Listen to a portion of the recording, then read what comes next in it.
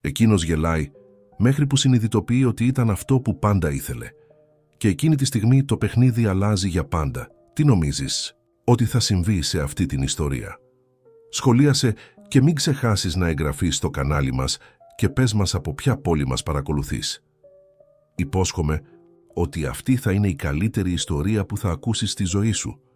Αν αυτή η ιστορία σε συγκίνησε, ως premium ακροατής υπάρχουν ρομάντζα ακόμα, πιο βαθιά, έντονα και μυστικά. Είναι ιστορίες που μόνο τα πιο στενά μέλη γνωρίζουν. Κάνε κλικ στο «Γίνε μέλος» τώρα και άκουσε τις καλύτερες αποκλειστικές ιστορίες σε προσιτή τιμή. Η Λεωφόρος Συγκρού έλαμπε σε όλο της το μεγαλείο εκείνο το βράδυ του Σαββάτου. Στον τελευταίο όροφο του πιο επιβλητικού κτηρίου της περιοχής του κτηρίου Αθηνά, φώτα στροβοσκοπικά έσκιζαν τον ουρανό της Αθήνας, ενώ το πάρτι εγγενείων της νέας επιχείρησης του Νίκου, Σταύρου, βρισκόταν σε πλήρη εξέλιξη. Στα 38 του, ο Νίκος είχε καθιερωθεί ως ένας από τους πιο επιτυχημένους επιχειρηματίες της χώρας, έχοντας χτίσει μια αυτοκρατορία ακινήτων που εκτινόταν από την Αθήνα μέχρι τη Θεσσαλονίκη. Η διόρροφη Σοφίτα είχε μετατραπεί σε ένα περιβάλλον αντάξιο των πιο αποκλειστικών εκδηλώσεων των Κανών. Σερβιτόροι άψογα ντυμένοι κυκλοφορούσαν ανάμεσα στους καλεσμένους με ασημένιους δίσκους γεμάτους με εκλεπτισμένα καναπεδάκια από έναν βραβευμένο με αστέρι σεφ και ποτήρια γαλλικής σαμπάνιας που κόστιζαν το ισοδύναμο ενός κατώτατου μισθού το καθένα. Η αφρόκρεμα της αθηναϊκής κοινωνίας ήταν παρούσα.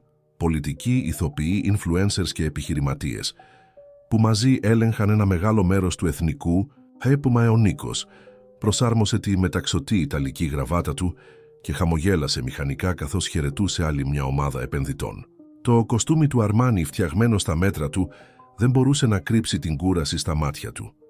Ο θόρυβος των συζητήσεων και το κουδούνισμα των ποτηριών αναμειγνύονταν με την ηλεκτρονική μουσική που είχε επιλέξει ένας διεθνώς αναγνωρισμένος DJ, δημιουργώντας μια κακοφωνία που για τον Νίκο ακουγόταν όλο και περισσότερο σαν λευκός θόρυβος. «Λοιπόν, Σταύρου, πότε θα μας πας να δούμε το καινούριο σου γιότ στις Σπέτσες?» ρώτησε ένας από τους επιχειρηματίες με ένα χαμόγελο που δεν έφτανε στα μάτια του. «Σύντομα, σύντομα.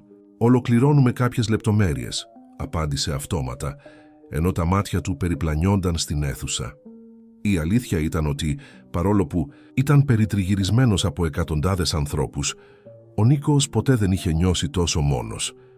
Το ρετιρέ που μόλις είχε αποκτήσει, όπως και το γιότ, το ιδιωτικό αεροπλάνο και η συλλογή σπορ αυτοκινήτων, ήταν απλώς ένα ακόμη αντικείμενο στον ατελείωτο κατάλογο των κτημάτων του που δεν γέμιζαν το κενό που μεγάλωνε μέσα του. Γέμισε ξανά το ποτήρι του και το άδειασε με μια γουλιά. Το αλκοόλ άρχιζε ήδη να απαλύνει εκείνο το συναίσθημα αποσύνδεσης. Ήταν τότε που τα μάτια του έπεσαν πάνω της. Διαφορετική από τις γυναίκες, στο πάρτι που έμοιαζαν να ανταγωνίζονται για το ποια θα επιδείξει περισσότερα κοσμήματα ή θα φορέσει το πιο αποκλειστικό φόρεμα, ξεχώριζε για την απλότητα και το γνήσιο χαμόγελό της. Ντυμένη με τη μαύρη στολή της εταιρείας τροφοδοσίας, η σερβιτόρα εξυπηρετούσε τους καλεσμένους με μια αξιοπρέπεια και ελαφρότητα που αντιπαρέβαλαν με την αλαζονία γύρω της. Δεν φαινόταν εντυπωσιασμένη από όλη αυτή την επίδειξη, ούτε εκφοβισμένη από την παρουσία των ισχυρών. Απλώς έκανε τη δουλειά της με μια φυσική χάρη που την έκανε ηρωνικά το πιο αυθεντικό άτομο στο χώρο. «Περισσότερη σαμπάνια, κύριε?» ρώτησε, πλησιάζοντας με έναν δίσκο.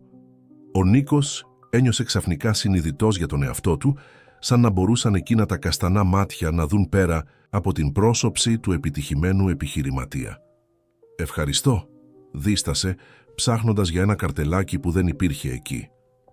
«Ελένη», συμπλήρωσε, εκείνη με ένα χαμόγελο. «Ελένη Δημητρίου».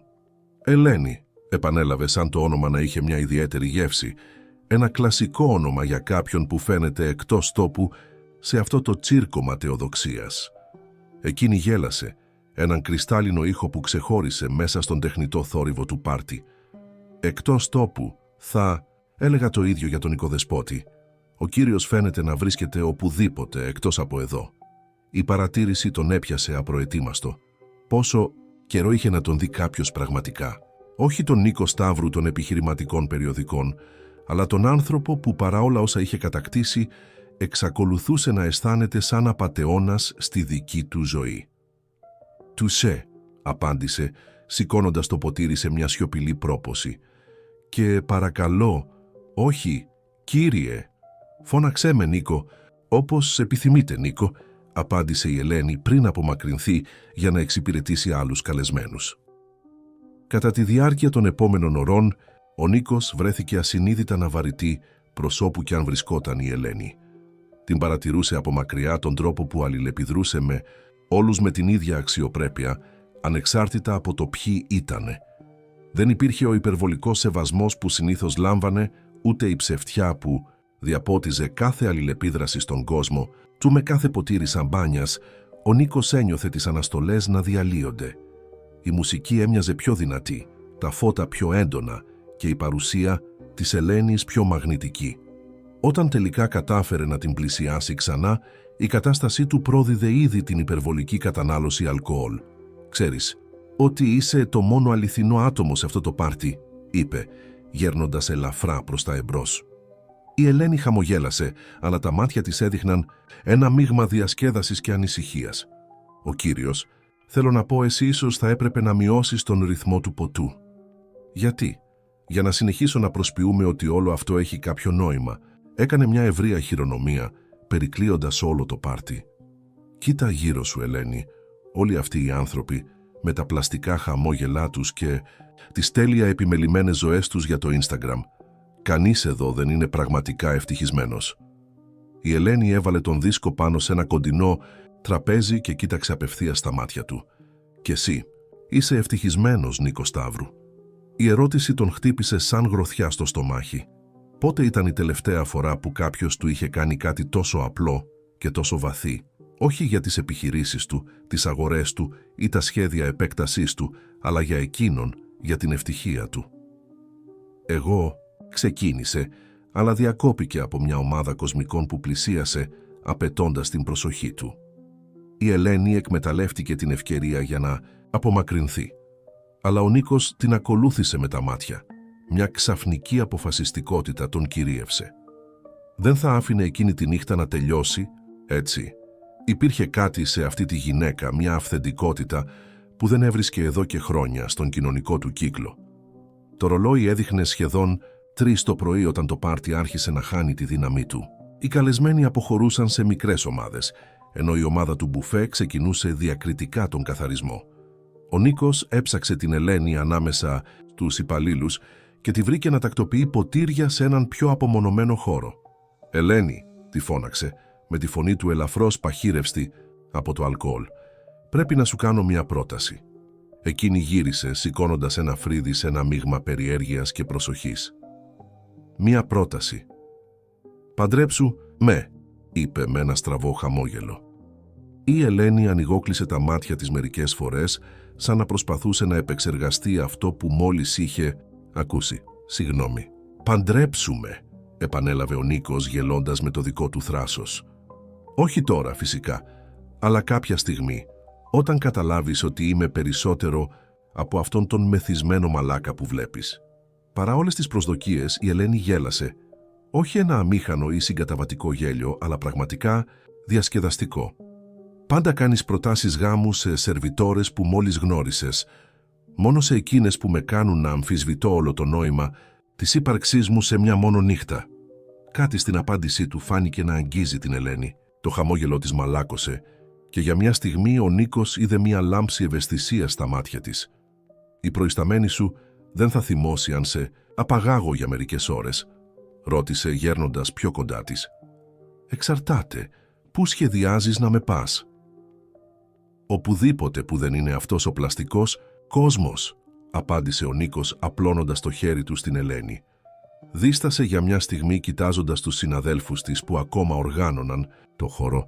Ένας από αυτούς, ένας νεαρός περίπου 20 ετών, έκανε μια διακριτική χειρονομία δείχνοντας ότι θα φρόντιζε τις εκκρεμότητές της.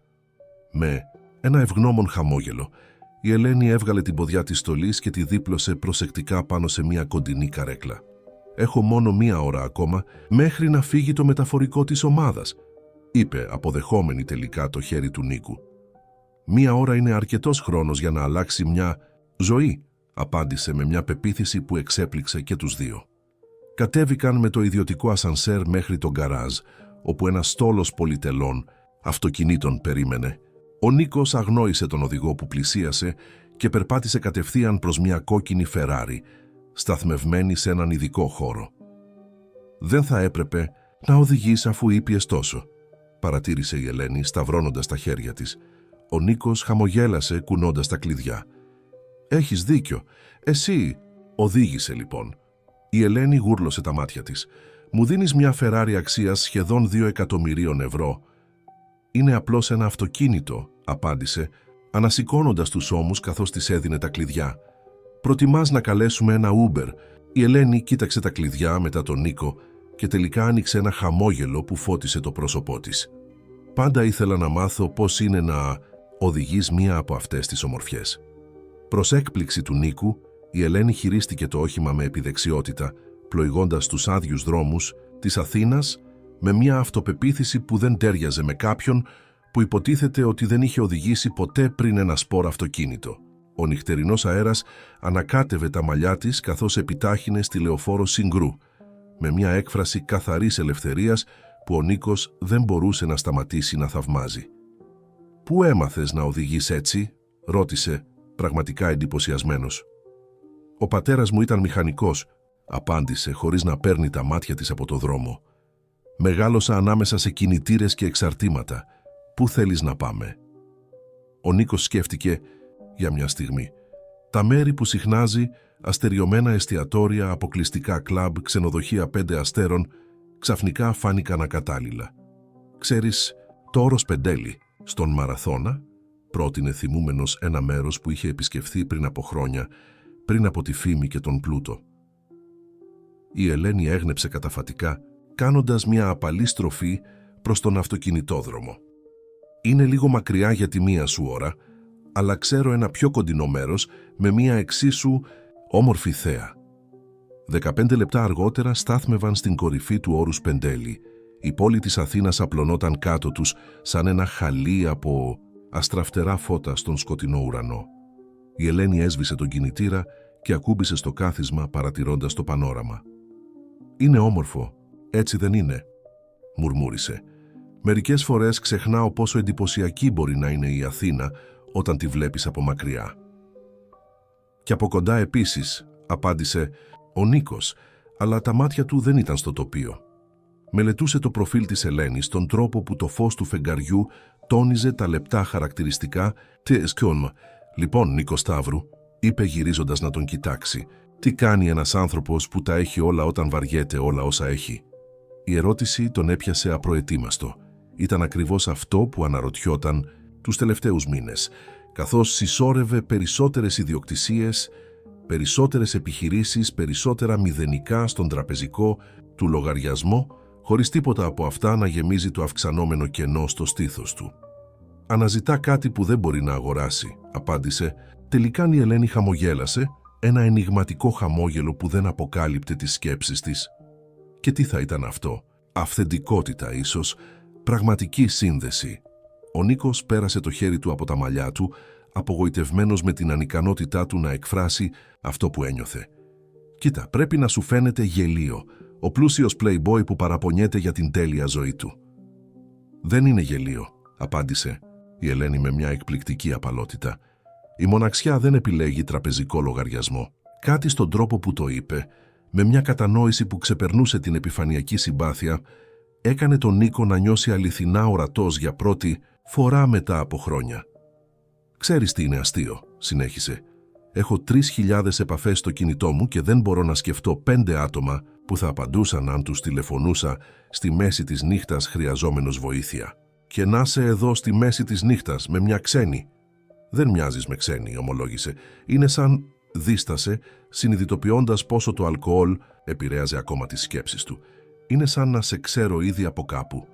Η Ελένη γέλασε, αλλά υπήρχε μια λεπτή ένταση στα μάτια της. Ίσως από μια άλλη ζωή. Μια άνετη σιωπή εδραιώθηκε μεταξύ τους. Μακριά τα πρώτα φώτα της αυγής άρχιζαν να βάφουν τον ορίζοντα με ροζ τόνους. «Θα έπρεπε να σε πάω πίσω», είπε ο Νίκος απρόθυμα. «Είπες ότι είχες μόνο μια ώρα».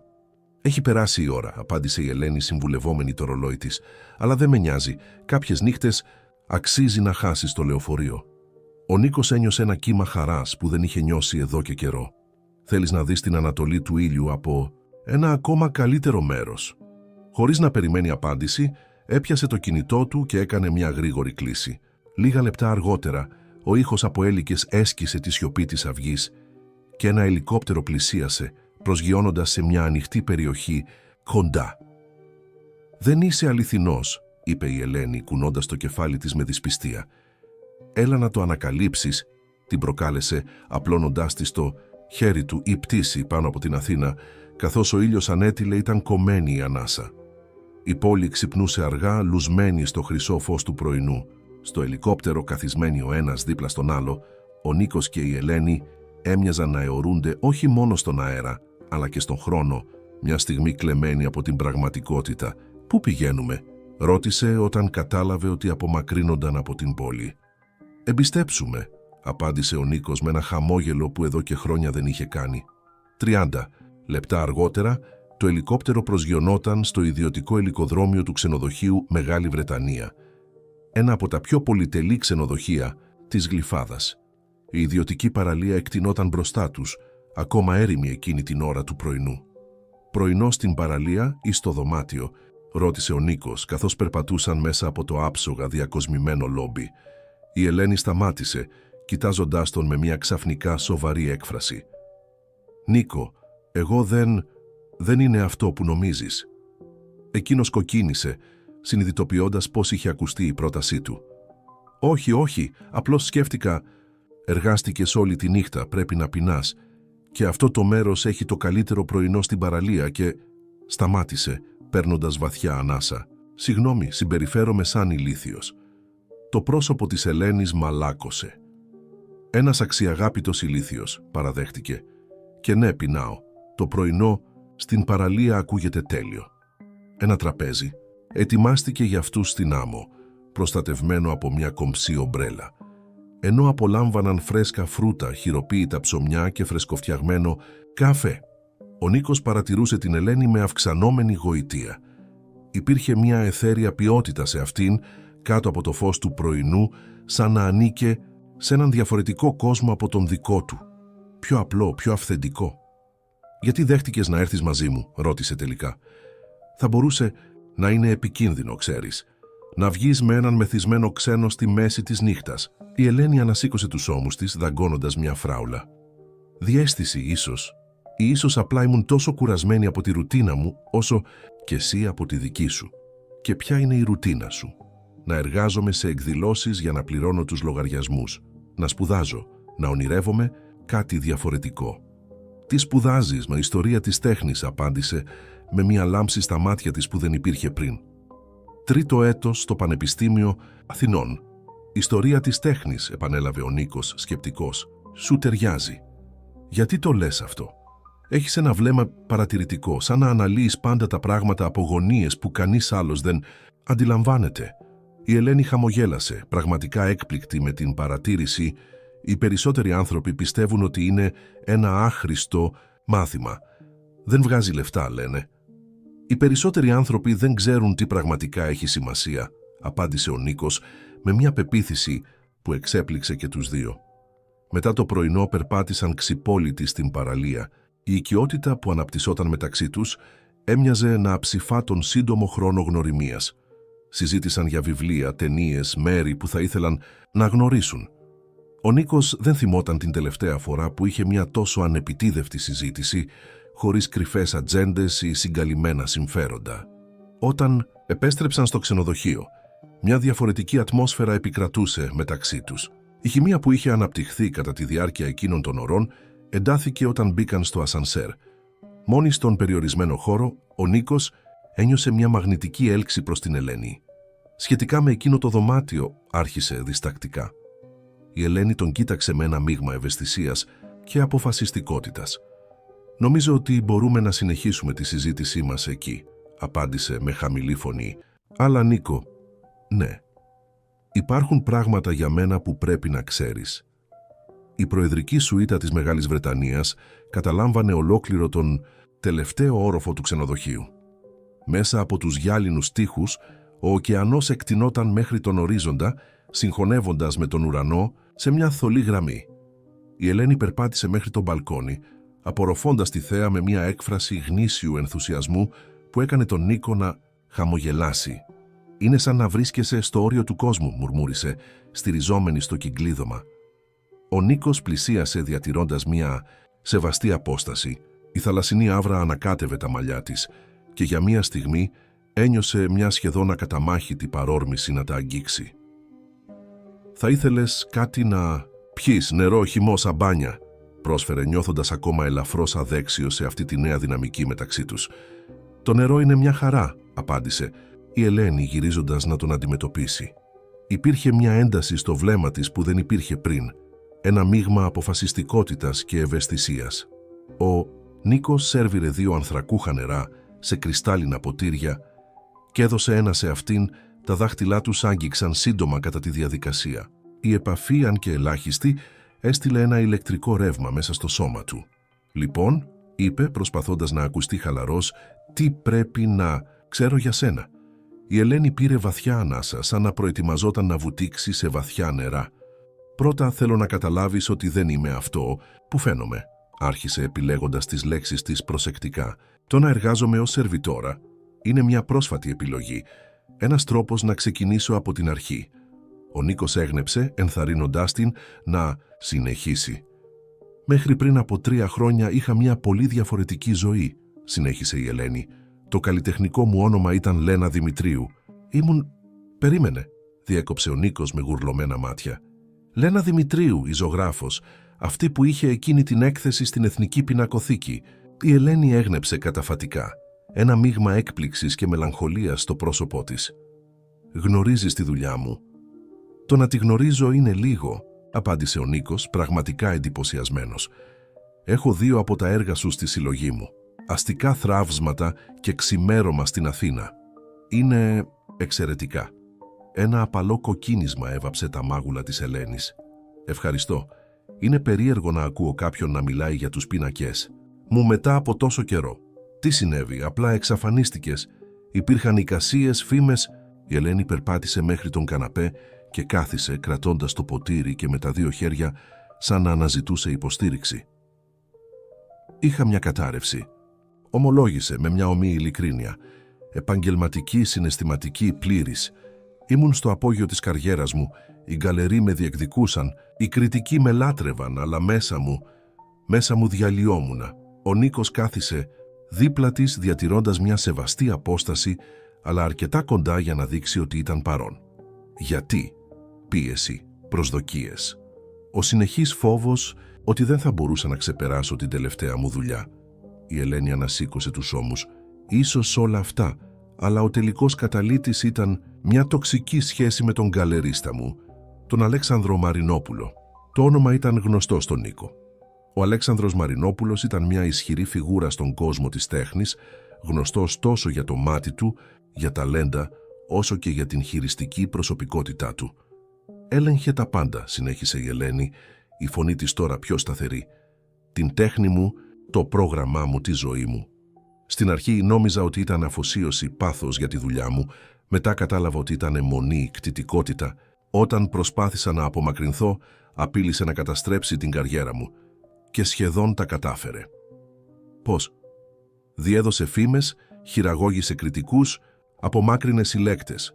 Είπε ότι ήμουν ασταθής, ότι τα νέα μου έργα ήταν ασυνεπή». Η Ελένη πήρε βαθιά ανάσα. «Και τότε, όταν όλα έμοιαζαν να καταραίουν, είχα την ευκαιρία να συμμετάσχω σε μια ανώνυμη καλλιτεχνική παραμονή στο Ναύπλιο. Αποφάσισα ότι ήταν ώρα να εξαφανιστώ, να ανακαλύψω ξανά τον εαυτό μου μακριά από τα φώτα της δημοσιότητας». Ο Νίκος άκουγε με προσοχή και αυξανόμενο θαυμασμό. Το θάρρος που χρειαζόταν για να εγκαταλείψει κανείς μια υποσχόμενη καριέρα προς αναζήτηση αυθεντικότητας αντιχούσε βαθιά με τους δικούς του πρόσφατους προβληματισμούς. «Και πώς κατέληξες να σερβίρεις σαμπάνια στο πάρτι μου?» ρώτησε με ένα απαλό χαμόγελο. «Όταν επέστρεψα στην Αθήνα για να τελειώσω τις σπουδές μου, χρειαζόμουν μια δουλειά που θα μου επέτρεπε να παραμείνω ανώνυμη, αλλά που επίσης θα με έφερνε σε επαφή με τον κόσμο της τέχνης ξανά. έστω και περιφερειακά. Έκανε ένα μικρό χαμόγελο. Οι εκδηλώσεις της εταιρείας σου συχνά πραγματοποιούνται σε γκαλερί και μουσεία. Είναι ένας τρόπος να παραμένω συνδεδεμένη, να παρατηρώ χωρίς να με παρατηρούν. Η ευαισθησία αυτής της εξομολόγησης δημιούργησε ένα νέο επίπεδο οικειότητας μεταξύ τους. Ο Νίκος ένιωσε μια παρόρμηση προστασίας που δεν είχε νιώσει ποτέ πριν. «Η ιστορία σου είναι απίστευτη, Ελένη. Ή πρέπει να πω, Λένα?»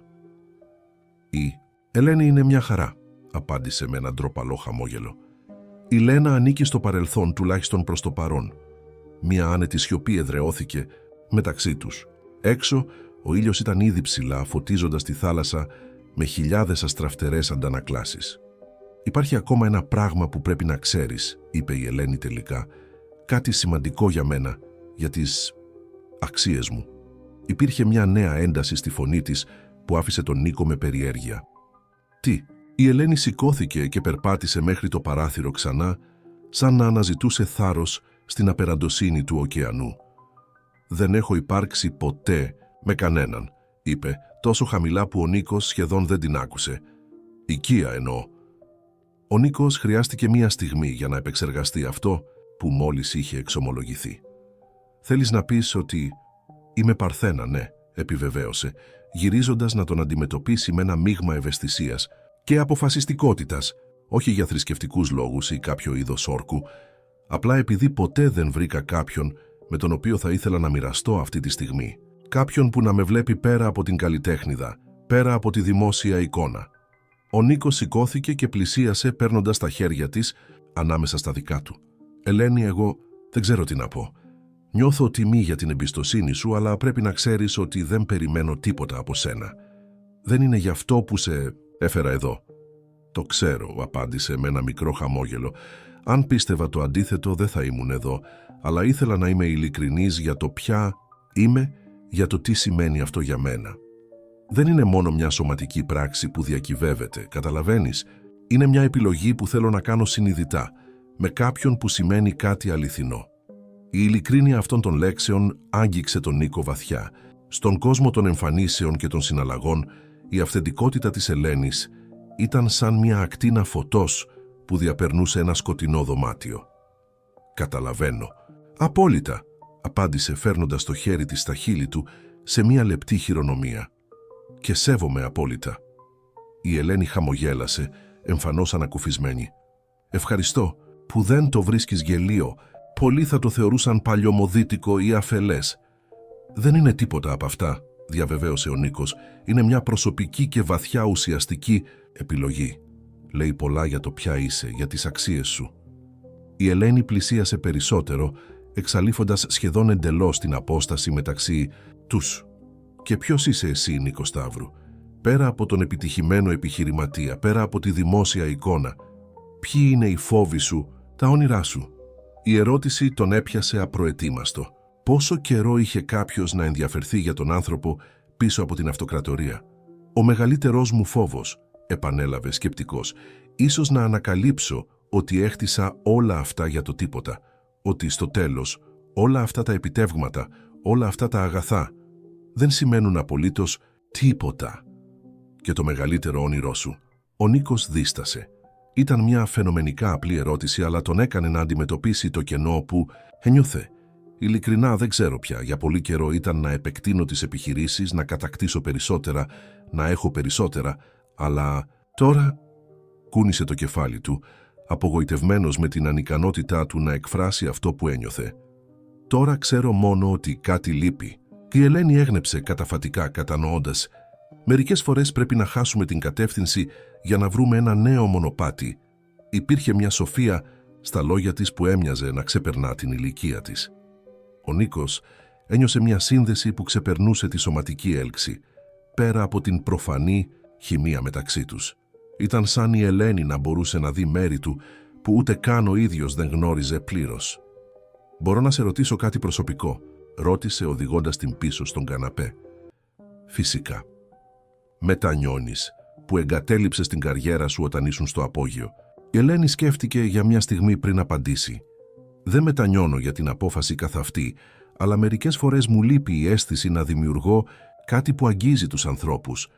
της σύνδεσης που η τέχνη μου δημιουργούσε. Χαμογέλασε μελαγχολικά, αλλά έπρεπε να ανακαλύψω ξανά γιατί ζωγράφιζα, καταλαβαίνεις. Αν ήταν για μένα ή για τα χειροκροτήματα για την εξωτερική επικύρωση. Και το ανακάλυψες. Το ανακαλύπτω, απάντησε με ένα ενιγματικό χαμόγελο. Είναι ένα συνεχές ταξίδι. Ο Νίκος ένιωσε έναν αυξανόμενο θαυμασμό για αυτή τη γυναίκα που είχε θυσιάσει φήμη και περιουσία προς αναζήτηση αυθεντικότητας. Ακριβώς αυτό που ένιωθε ότι έλειπε από τη δική του ζωή.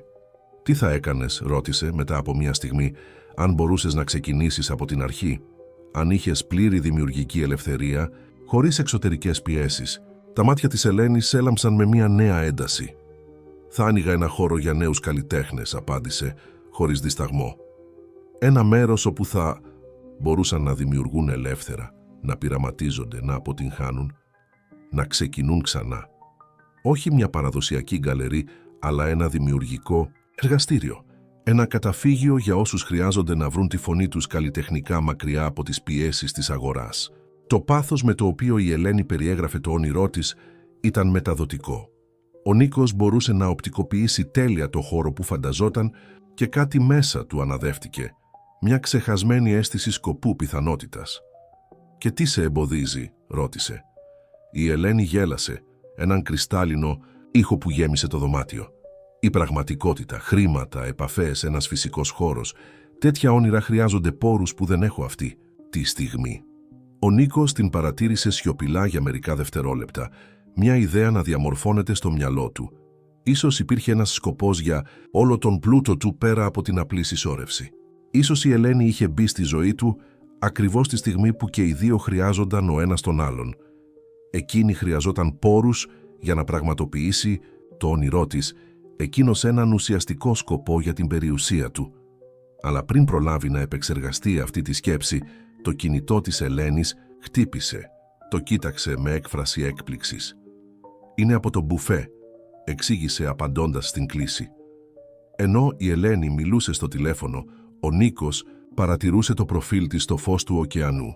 Υπήρχε κάτι σχεδόν εξωπραγματικό σε όλη αυτή την κατάσταση, ο εκατομμυριούχος επιχειρηματίας και η καλλιτέχνηδα σε διάλειμμα, ενωμένη από μια απίθανη αλληλουχία γεγονότων, σε μια νύχτα που έμοιαζε προορισμένη να αλλάξει την πορεία των ζώων τους. «Πρέπει να φύγω», ανακοίνωσε η Ελένη κλείνοντας το τηλέφωνο. «Προφανώς η εξαφάνισή μου προκάλεσε κάποια αναστάτωση. Με χρειάζονται για το κλείσιμο της εκδήλωσης το απόγευμα». Ο Νίκος έγνεψε καταφατικά, προσπαθώντας να κρύψει την απογοήτευση. «Μπορώ να στείλω το ελικόπτερο να σε πάει πίσω». «Δεν είναι απαραίτητο», απάντησε με ένα χαμόγελο. «Έχουμε καταχραστεί ήδη αρκετά τα προνόμια σου για μία νύχτα, τουλάχιστον επίτρεψέ μου να φροντίσω για ένα αυτοκίνητο». Η Ελένη δίστασε πριν συμφωνήσει. «Εντάξει, ευχαριστώ». Ενώ περίμεναν να ετοιμαστεί το αυτοκίνητο, μια σιωπή φορτωμένη με ανίποτες δυνατότητες επικρατούσε μεταξύ τους. Υπήρχαν τόσα πολλά ακόμα να μοιραστούν, να εξερευνήσουν, να ανακαλύψουνε. «Ελένη», άρχισε ο Νίκος κρατώντας απαλά το χέρι της, «θέλω να σε δω ξανά, όχι ως τυχαία συνάντηση, αλλά για να συνεχίσουμε αυτή τη συζήτηση, για να εξερευνήσουμε, ό,τι κι αν είναι αυτό που συμβαίνει μεταξύ μας». Η Ελένη τον μελέτησε για μια μεγάλη στιγμή, σαν να προσπαθούσε να αποκρυπτογραφήσει κάτι στα μάτια του. «Έχεις μια τράπουλα?» ρώτησε τελικά. «Μια τράπουλα. Με χαρτιά». Με περιέργεια, ο Νίκος ζήτησε μια τράπουλα από τη ρεσεψιόν που παραδόθηκε αμέσως. Η Ελένη την άνοιξε και ανακάτεψε τα χαρτιά με εκπληκτική επιδεξιότητα. «Ένα παιχνίδι», πρότεινε, με μια σκανταλιάρικη λάμψη στα μάτια της, «για να αποφασίσουμε αν θα ξαναδούμε ο ένας τον άλλον». «Ένα παιχνίδι», επανέλαβε ο Νίκος, παρατηρώντας γοητευμένος την επιδεξιότητα με την οποία η Ελένη χειριζόταν τα χαρτιά. Τι είδους παιχνίδι θα καθόριζε κάτι τόσο σημαντικό? Η Ελένη χαμογέλασε, εκείνο το ενιγματικό χαμόγελο που άρχιζε ήδη να αναγνωρίζει, το ίδιο που χρησιμοποιούσε όταν επρόκειτο να τον εκπλήξει. «Δεν είναι ένα συνηθισμένο παιχνίδι», εξήγησε, μοιράζοντας 7 χαρτιά στον καθένα. «Είναι κάτι που δημιούργησα κατά τη διάρκεια του χρόνου μου στο ναύπλιο. Το ονομάζω αλήθειες και επιθυμίες». Ο Νίκος εξέτασε τα χαρτιά στο χέρι του με περιέργεια. «Και πώς παίζεται?» Ο καθένας μας θα παίζει ένα χαρτί κάθε φορά. Χαμηλοί αριθμοί, από 2 έως 6, σημαίνουν ότι πρέπει να αποκαλύψεις μια αλήθεια για τον εαυτό σου, κάτι που λίγοι γνωρίζουν. Υψηλοί αριθμοί, από 8 έως βασιλιά, σημαίνουν ότι πρέπει να μοιραστείς μια επιθυμία, κάτι που λαχταράς να πραγματοποιήσεις. Τα επτάρια είναι μπαλαντέρ. Όποιος παίζει ένα επτάρι μπορεί να κάνει μια άμεση ερώτηση στον άλλο, που πρέπει να απαντήσει με απόλυτη ειλικρίνεια. Και η άση. Τα μάτια της Ελένης έλαμψαν. Η άση είναι υποσχέσεις. Αν παίξεις έναν άσο, πρέπει να κάνεις μια υπόσχεση στον άλλο, κάτι που σκοπεύεις να τηρήσεις, ανεξάρτητα από το τι θα συμβεί μετά από αυτή την ημέρα. Υπήρχε κάτι έντονα οικείο σε αυτό το παιχνίδι, μια απλή δομή που προσκαλούσε σε βαθιές αποκαλύψεις. Ο Νίκος ένιωσε ένα μείγμα ανησυχίας και ενθουσιασμού. Και πώς καθορίζουμε ποιος κερδίζει? «Δεν πρόκειται για νίκη ή ήττα», απάντησε η Ελένη, τοποθετώντας την υπόλοιπη τράπουλα ανάμεσά τους. «Το παιχνίδι τελειώνει όταν νιώσουμε ικανοποιημένοι με αυτά που ανακαλύψαμε ο ένας για τον άλλο. Αν στο τέλος και οι δύο θέλουμε να ξαναδούμε ο ένας τον άλλο, τότε η μοίρα θα έχει αποφασίσει υπέρ μας». Υπήρχε κάτι σχεδόν μυστικιστικό στον τρόπο που η Ελένη παρουσίαζε αυτό το παιχνίδι, σαν τα χαρτιά να ήταν απλώς ένα όχημα για κάτι πολύ βαθύτερο που εξελισσόταν μεταξύ τους. «Ατού εσύ ξεκινάς», πρότεινε ο Νίκος. Η Ελένη έγνεψε καταφατικά και έπαιξε το πρώτο της χαρτί, ένα τετράρι σπαθί. «Μια αλήθεια», ανακοίνωσε, παίρνοντας βαθιά ανάσα. «Όταν ήμουν 17 ετών, πούλησα τον πρώτο μου πίνακα για 50 ευρώ για να αγοράσω φαγητό για το σπίτι. Η μητέρα μου ήταν άνεργη και είχαμε περάσει 2 μέρες χωρίς ένα πλήρες γεύμα. Ο άνθρωπος που τον αγόρασε, ένας Γερμανός τουρίστας, αργότερα μεταπώλησε το έργο για 1000 ευρώ όταν έγινα γνωστή.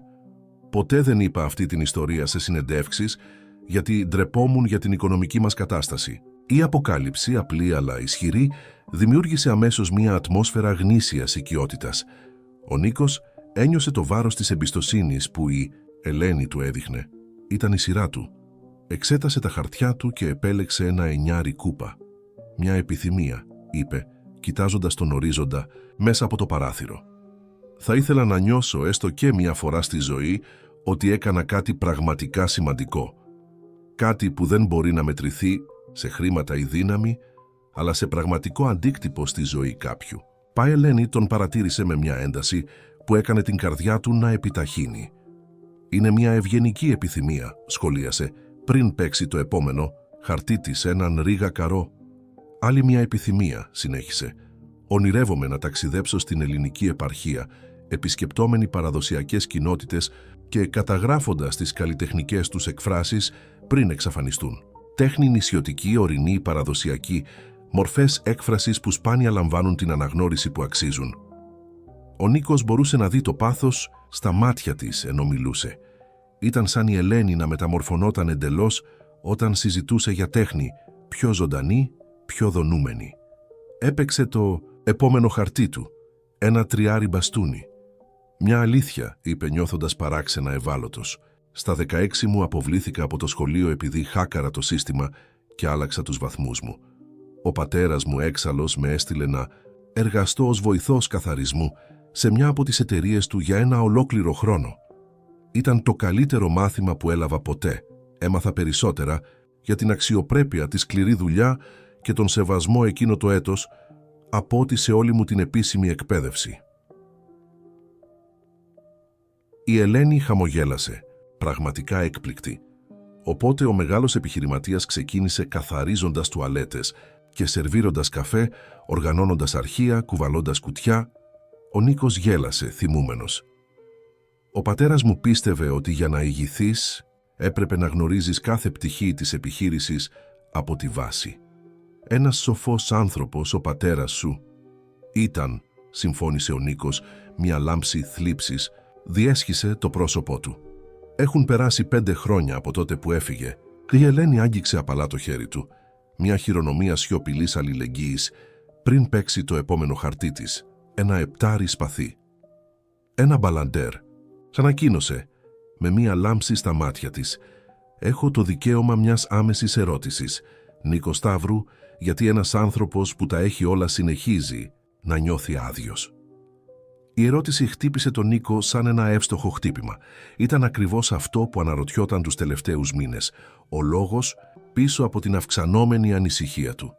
«Επειδή ίσως έχω κυνηγήσει τα λάθος πράγματα», απάντησε μετά από μια στιγμή σκέψης. «Έχτισα μια αυτοκρατορία βασισμένη στις προσδοκίες του πατέρα μου, των μετόχων της αγοράς, αλλά κάπου στην πορεία ξέχασα να ρωτήσω τι πραγματικά ήθελα εγώ. Και τώρα, περιτριγυρισμένος από επιτεύγματα που θα έπρεπε να με ικανοποιούν, συνειδητοποιώ ότι τίποτα από αυτά δεν γεμίζει το κενό που νιώθω. Είναι σαν να ζω τη ζωή κάποιου άλλου». Η ειλικρίνεια αυτής της εξομολόγησης εξέπληξε και τους δύο. Ο Νίκος δεν είχε εκφράσει αυτές τις σκέψεις σε κανέναν, ούτε καν στον εαυτό του με τόση σαφήνεια. Ήταν η σειρά του. Έπαιξε ένα επτάρι κούπα. «Φαίνεται ότι έχω κι εγώ δικαίωμα σε μια ερώτηση», είπε επιλέγοντας προσεκτικά τα λόγια του. «Ελένη, τι πραγματικά αναζητάς? Όχι μόνο στην τέχνη ή στην καριέρα, αλλά στη ζωή, στις συνδέσεις που δημιουργείς». Η Ελένη κοίταξε τη θάλασσα για μια μεγάλη στιγμή πριν απαντήσει. «Αυθεντικότητα», είπε τελικά.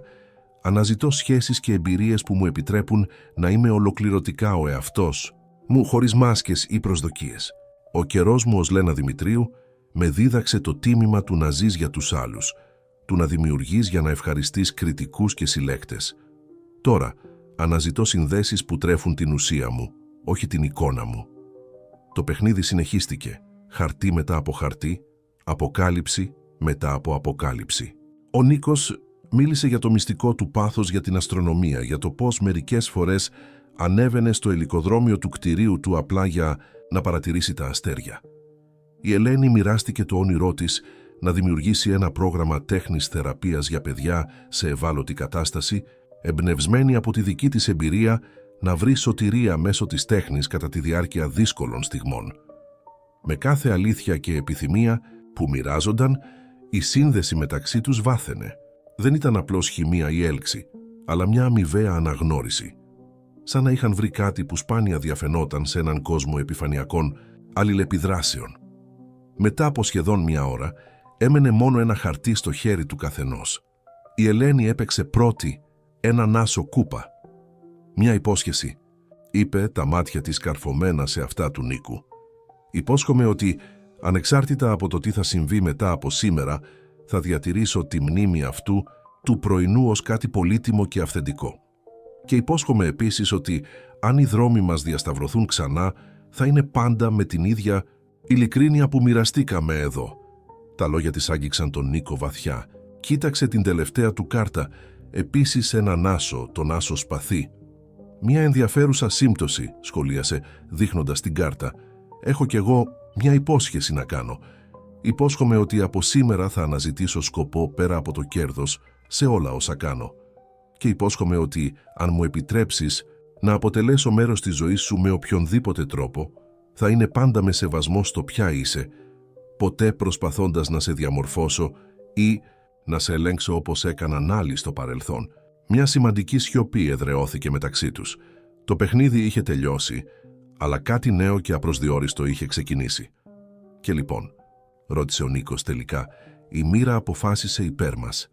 Η Ελένη χαμογέλασε, εκείνο το χαμόγελο που ήδη άρχιζε να λατρεύει. «Πιστεύω πως ναι», απάντησε, απλώνοντας το χέρι της προς αυτόν. «Θέλω να σε ξαναδώ, Νίκο». Έπλεξε τα δάχτυλά του με τα δικά της, νιώθοντας ένα κύμα ανακούφισης και προσδοκίας. «Πότε?» «Απόψε», πρότεινε. «Πρέπει να δουλέψω στην εκδήλωση το απόγευμα, αλλά θα είμαι ελεύθερη μετά τις 9. Μπορώ να σε παραλάβω. Ξέρω ένα μέρος που νομίζω ότι θα λατρέψεις». Η Ελένη έγνεψε καταφατικά, σημειώνοντας τον αριθμό της στο σημειωματάριο του ξενοδοχείου. «Θα περιμένω το μήνυμά σου». Το αυτοκίνητο που είχε ζητήσει ο Νίκος έφτασε, διακόπτοντας τη στιγμή. Η Ελένη μάζεψε την τσάντα της και σηκώθηκε, αλλά πριν προλάβει να απομακρυνθεί, ο Νίκος κράτησε απαλά τον καρπό της. «Ελένη, ευχαριστώ για όλα αυτά, για την ειλικρίνεια, για τη σύνδεση. Δεν θυμάμαι την τελευταία φορά που ένιωσα τόσο παρόν». Εκείνη έσκυψε και τον φίλησε απαλά στο μάγουλο, μια λεπτή χειρονομία που υποσχόταν περισσότερα. «Εις το επανειδήν, Νίκο Σταύρου». Μετά την αναχώρηση της Ελένης, ο Νίκος παρέμεινε στο μπαλκόνι του ξενοδοχείου για πολλή ώρα. παρατηρώντας το πήγαινε-έλα των κυμάτων στην παραλία. Κάτι είχε αλλάξει μέσα του τις τελευταίες ώρες, μια αίσθηση δυνατότητας διευρυμένου ορίζοντα. Ήταν σαν, μέσα από το φαινομενικά, απλό παιχνίδι χαρτιών, η Ελένη να είχε αναζωπυρώσει μια φλόγα που δεν ήξερε καν ότι είχε σβήσει. Το τηλέφωνο του χτύπησε, διακόπτοντας τις σκέψεις του. Ήταν ο Πέτρος Δημάς, ο πιο στενός του φίλος και οικονομικός διευθυντής των επιχειρήσεών του.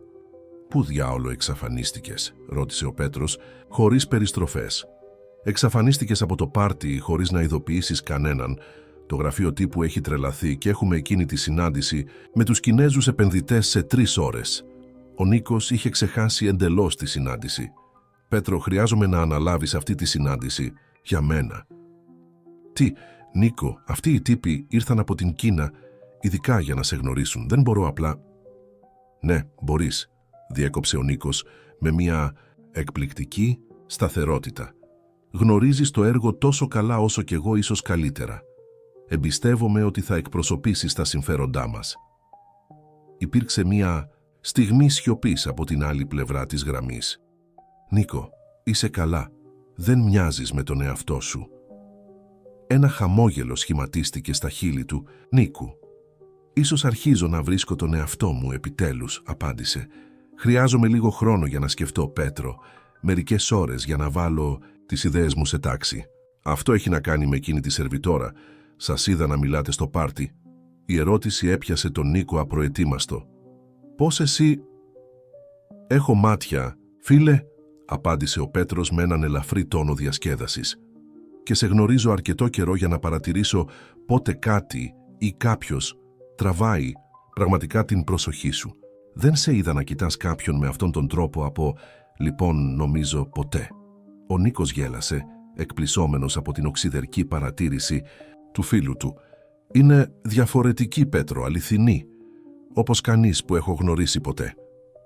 «Λοιπόν, όποια κι αν είναι αυτή η μυστηριώδης γυναίκα, ήδη κατάφερε αυτό που κανείς από εμάς δεν κατάφερε εδώ και χρόνια, να σε κάνει να παραιτηθείς από μια συνάντηση με επενδυτές».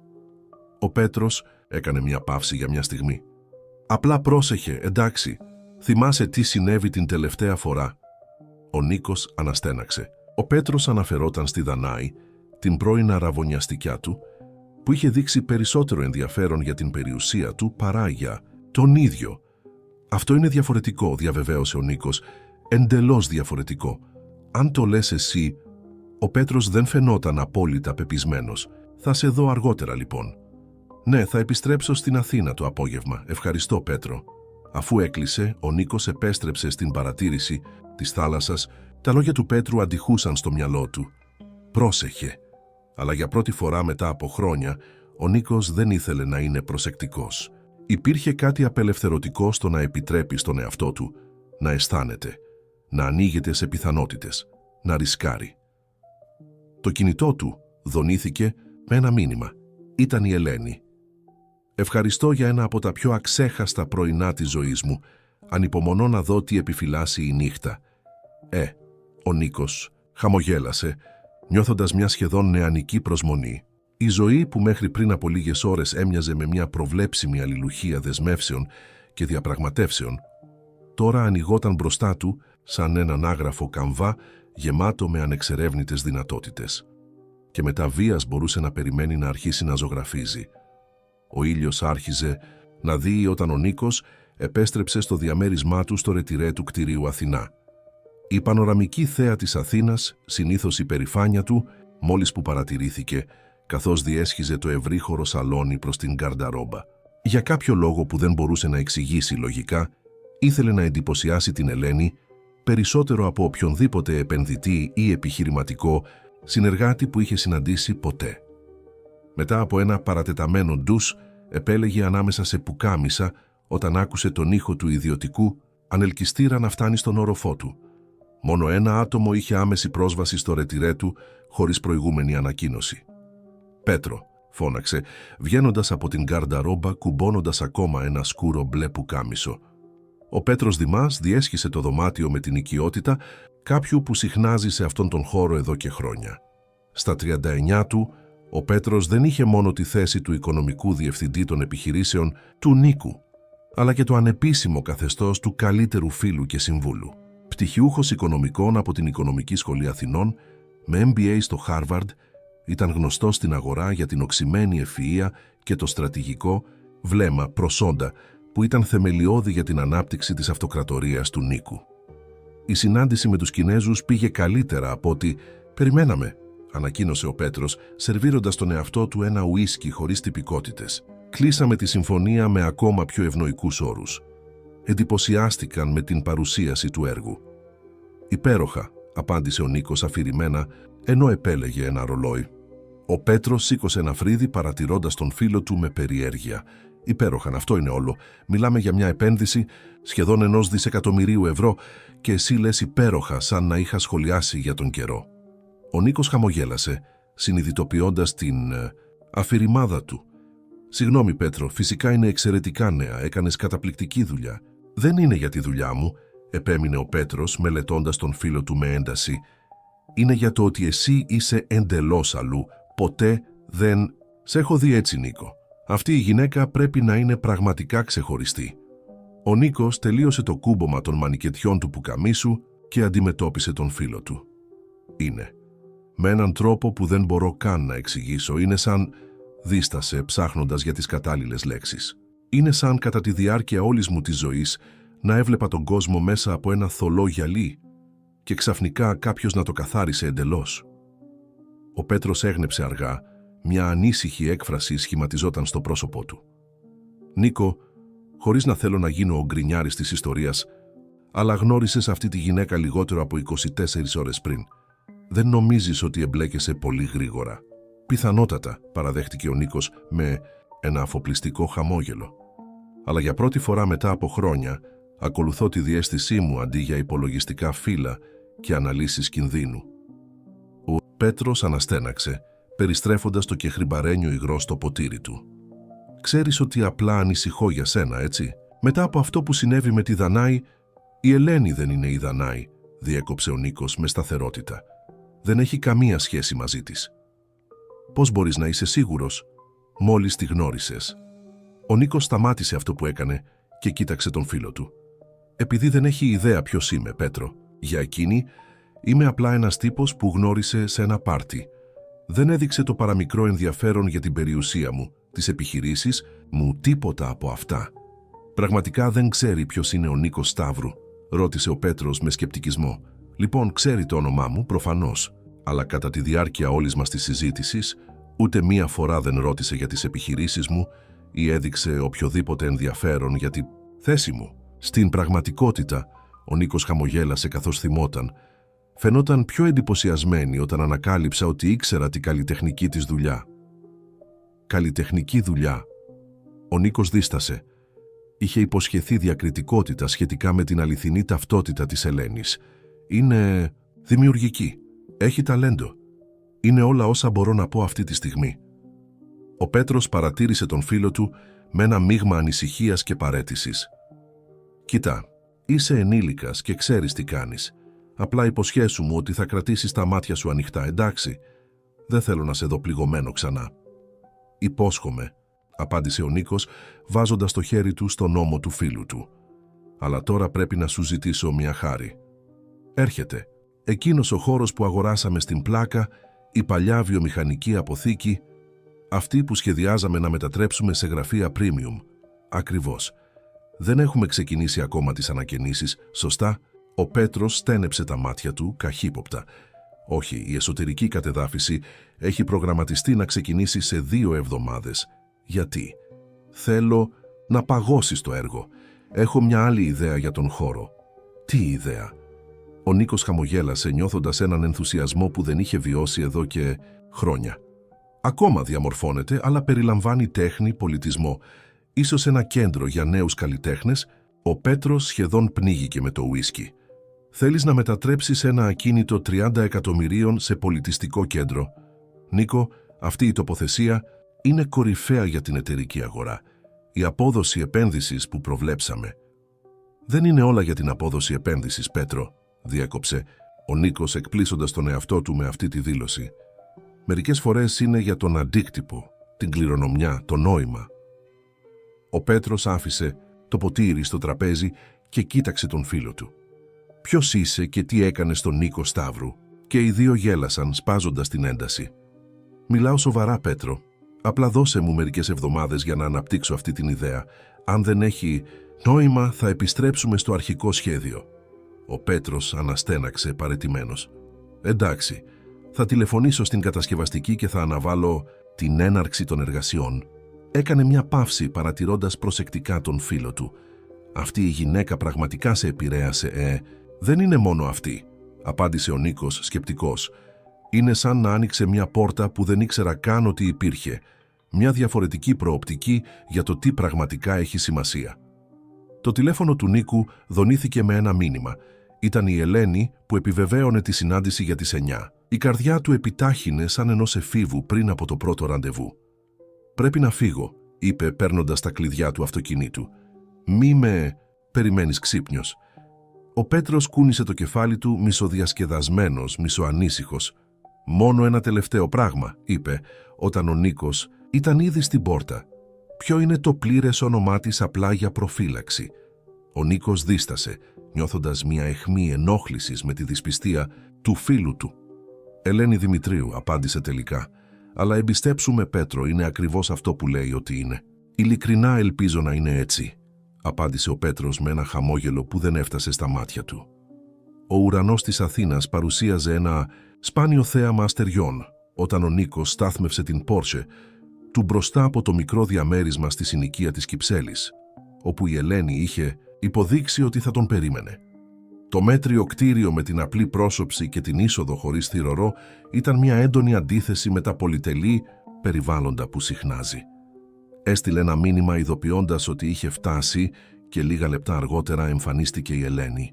Φορούσε ένα απλό βαμβακερό μπλε φόρεμα με τα μαλλιά της λιτά και ελάχιστο μακιγιάζ, μια ανεπιτίδευτη κομψότητα που την έκανε ακόμα πιο όμορφη στα μάτια του Νίκου. «Γεια», είπε με ένα ντροπαλό χαμόγελο καθώς έμπαινε στο αυτοκίνητο. «Γεια», απάντησε ο Νίκος ξαφνικά συνειδητός για το πόσο είχε σκεφτεί για αυτήν κατά τη διάρκεια όλης της ημέρας. «Είσαι πανέμορφη». Η Ελένη κοκκίνησε ελαφρά, μια χειρονομία που ο Νίκος βρήκε εκπληκτικά γοητευτική για κάποια που είχε υπάρξει μια επιτυχημένη καλλιτέχνηδα. «Λοιπόν, πού πηγαίνουμε?» ρώτησε προσαρμόζοντας τη ζώνη ασφαλείας. «Είναι μια έκπληξη», απάντησε ο Νίκος βάζοντας το αυτοκίνητο σε κίνηση. «Αλλά ελπίζω να σου αρέσει».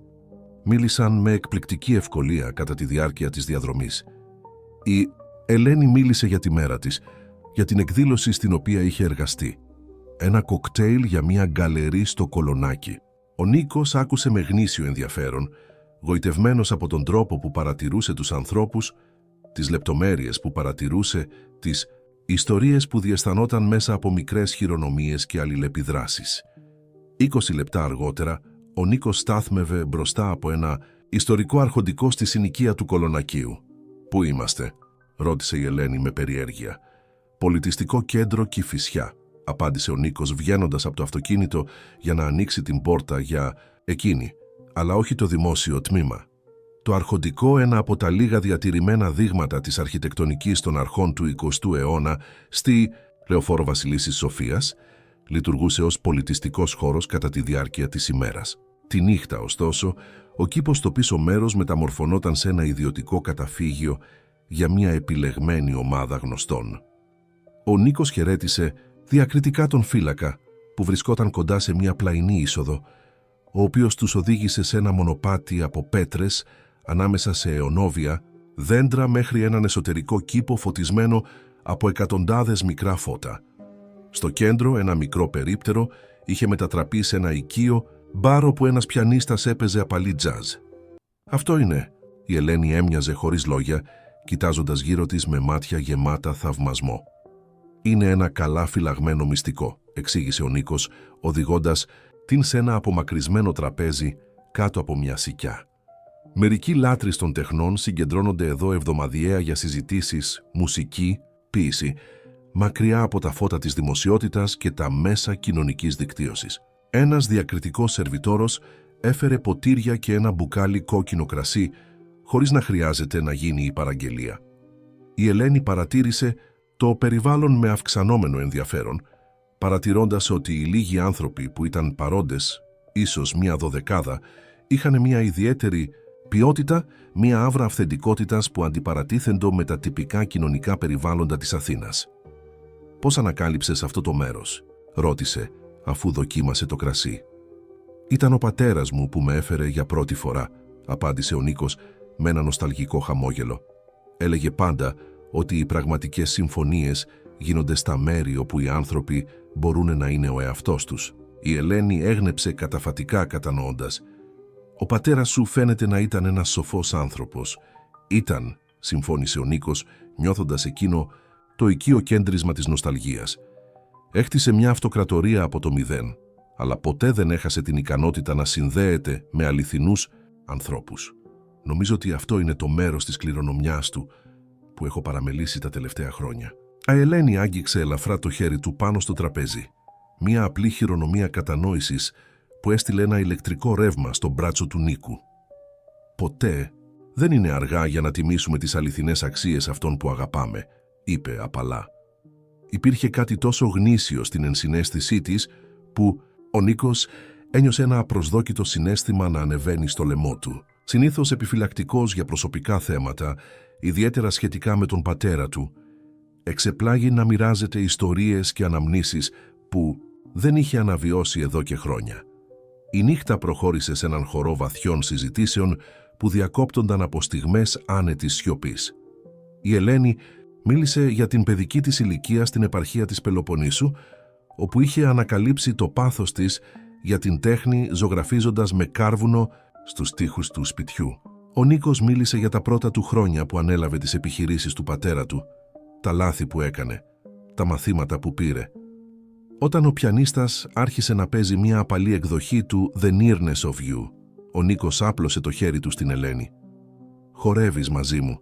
Κάτω από τον αστροφώτιστο ουρανό της Αθήνας, μια σπάνια στιγμή διάβγειας στην ατμόσφαιρα της ρυπασμένης πόλης, κινήθηκαν αργά στον ήχο του πιάνου. Το σώμα της Ελένης τέριαζε τέλεια στην αγκαλιά του Νίκου, σαν να είχαν χορέψει μαζί εκατοντάδες φορές πριν. «Ξέρεις τι, είναι πιο περίεργο», μουρμούρισε εκείνος στα μαλλιά της. «Έχω την αίσθηση ότι σε γνωρίζω εδώ και πολύ καιρό». Η Ελένη σήκωσε το πρόσωπό της. Τα μάτια της συνάντησαν τα δικά του. «Και εγώ νιώθω το ίδιο, σαν να συναντιόμαστε ξανά μετά από πολύ καιρό, χωριστά». Ο κόσμος γύρω φάνηκε να εξαφανίζεται όταν ο Νίκος έσκυψε και με μια λεπτότητα που εξέπληξε και τους δύο, άγγιξε τα χείλη της, Ελένης με τα δικά του. Το φιλί απαλό στην αρχή βάθινε σταδιακά, μεταφέροντας όλα τα συναισθήματα και τις συνδέσεις που είχαν χτίσει τις τελευταίες 24 ώρες. Όταν τελικά χωρίστηκαν και οι δύο ελαφρώς λαχανιασμένοι, η Ελένη είχε μια ιδιαίτερη λάμψη στα μάτια της. «Νίκο, εγώ, ό,τι κι αν επρόκειτο να πει, διακόπηκε από τον ήχο βημάτων που πλησίαζαν». Ο Νίκος γύρισε έκπληκτος που αναγνώρισε τη γνώριμη φιγούρα του Πέτρου να περπατά προς το μέρος τους με μια αδιάφορη έκφραση. «Πέτρο, τι κάνεις εδώ?» Ο Πέτρος σταμάτησε σε απόσταση μερικών βημάτων. Το βλέμμα του εναλλασσόταν ανάμεσα στον Νίκο και την Ελένη. «Συγγνώμη για τη διακοπή», είπε με μια ασυνήθιστη τυπικότητα. «Αλλά πρέπει να μιλήσουμε, Νίκο. Είναι σημαντικό». Υπήρχε κάτι στην τεταμένη στάση του Πέτρου που άφησε τον Νίκο αμέσως σε εγρήγορση. «Μπορεί να περιμένει μέχρι αύριο». «Όχι, δεν μπορεί», επέμεινε ο Πέτρος και μετά, σαν να είχε μόλις παρατηρήσει την παρουσία της Ελένης, της έτεινε το χέρι του. «Πέτρος Δημάς, εσύ πρέπει να είσαι η Ελένη». «Χαίρομαι», απάντησε εκείνη σφίγγοντας το χέρι του με ένα ευγενικό χαμόγελο, αν και προφανώς αμήχανη από τη διακοπή. «Ο Πέτρος είναι ο οικονομικός μου διευθυντής και φίλος από παλιά», εξήγησε ο Νίκος, παρατηρώντας με αυξανόμενη δυσφορία τον τρόπο που ο Πέτρος μελετούσε την Ελένη. «Πέτρο, ό,τι κι αν είναι, είμαι σίγουρος ότι μπορεί να περιμένει. Πρέπει να το ακούσεις τώρα», διέκοψε ο Πέτρος με μια ασυνήθιστη σταθερότητα. Μετά, γυρίζοντας προς την Ελένη, «Θα σε πείραζε να μας δώσεις ένα λεπτό». Η Ελένη κοίταξε τον Νίκο, ο οποίος έγνεψε απρόθυμα. «Θα εκμεταλλευτώ την ευκαιρία να γνωρίσω τον υπόλοιπο κήπο», είπε, απομακρυνόμενη, με χάρη, παρόλο που ο Νίκος μπορούσε να αντιληφθεί την έντασή της. Μόλις η Ελένη βρισκόταν εκτός της εμβέλειας της φωνής, ο Νίκος στράφηκε προς τον φίλο του με μετριασμένο εκνευρισμό. «Τι διάολο, Πέτρο, πώς ήξερες καν ότι θα ήμασταν εδώ?» «Εντόπισα το κινητό σου», απάντησε ο Πέτρος χωρίς περιστροφές, «και πριν εκνευριστείς ήταν για καλό. Λόρ Στάουντσιν, σε ακούω». Ο Πέτρος έβγαλε το κινητό του από την τσέπη και έδειξε την οθόνη στον Νίκο. «Πέρασα το απόγευμα ερευνώντας τη νέα σου φίλη», είπε με χαμηλή φωνή, «και αυτό που ανακάλυψα θα σε εκπλήξει». Ο Νίκος κοίταξε την οθόνη του κινητού που του έδειχνε ο Πέτρος, νιώθοντας ένα μείγμα σύγχυσης και αυξανόμενου εκνευρισμού. Στην οθόνη μια σειρά από παλιές ειδήσεις και αποκόμματα από εξειδικευμένα περιοδικά τέχνης τόνιζαν το όνομα της Λένας Δημητρίου. «Και λοιπόν», ρώτησε επιστρέφοντας στη συσκευή, «μου έχει ήδη μιλήσει για το παρελθόν της ως καλλιτέχνηδα. Δεν είναι κανένα μυστικό». Ο Πέτρος φάνηκε στιγμιαία αποσυντονισμένος, αλλά ανέκαμψε γρήγορα. «Σου είπε για το σκάνδαλο στην Μπιενάλε της Αθήνας, για τη δίκη κατά του Αλέξανδρου Μαρινόπουλου, για την εξαφάνιση έργων αξίας εκατομμυρίων». Ο Νίκος συνοφριώθηκε, νιώθοντας όλο και πιο άβολα με την κατεύθυνση της συζήτησης. «Πέτρο, δεν ξέρω πού θέλεις να καταλήξεις, αλλά η Ελένη ήταν ειλικρινής μαζί μου για το παρελθόν της. Είχε προβλήματα με τον Αλέξανδρο, ναι, αλλά...» «Προβλήματα», ο Πέτρος έβγαλε ένα ξερό γέλιο. Έτσι το περιέγραψε. Νίκο τον κατηγόρησε δημόσια για κλοπή και απάτη.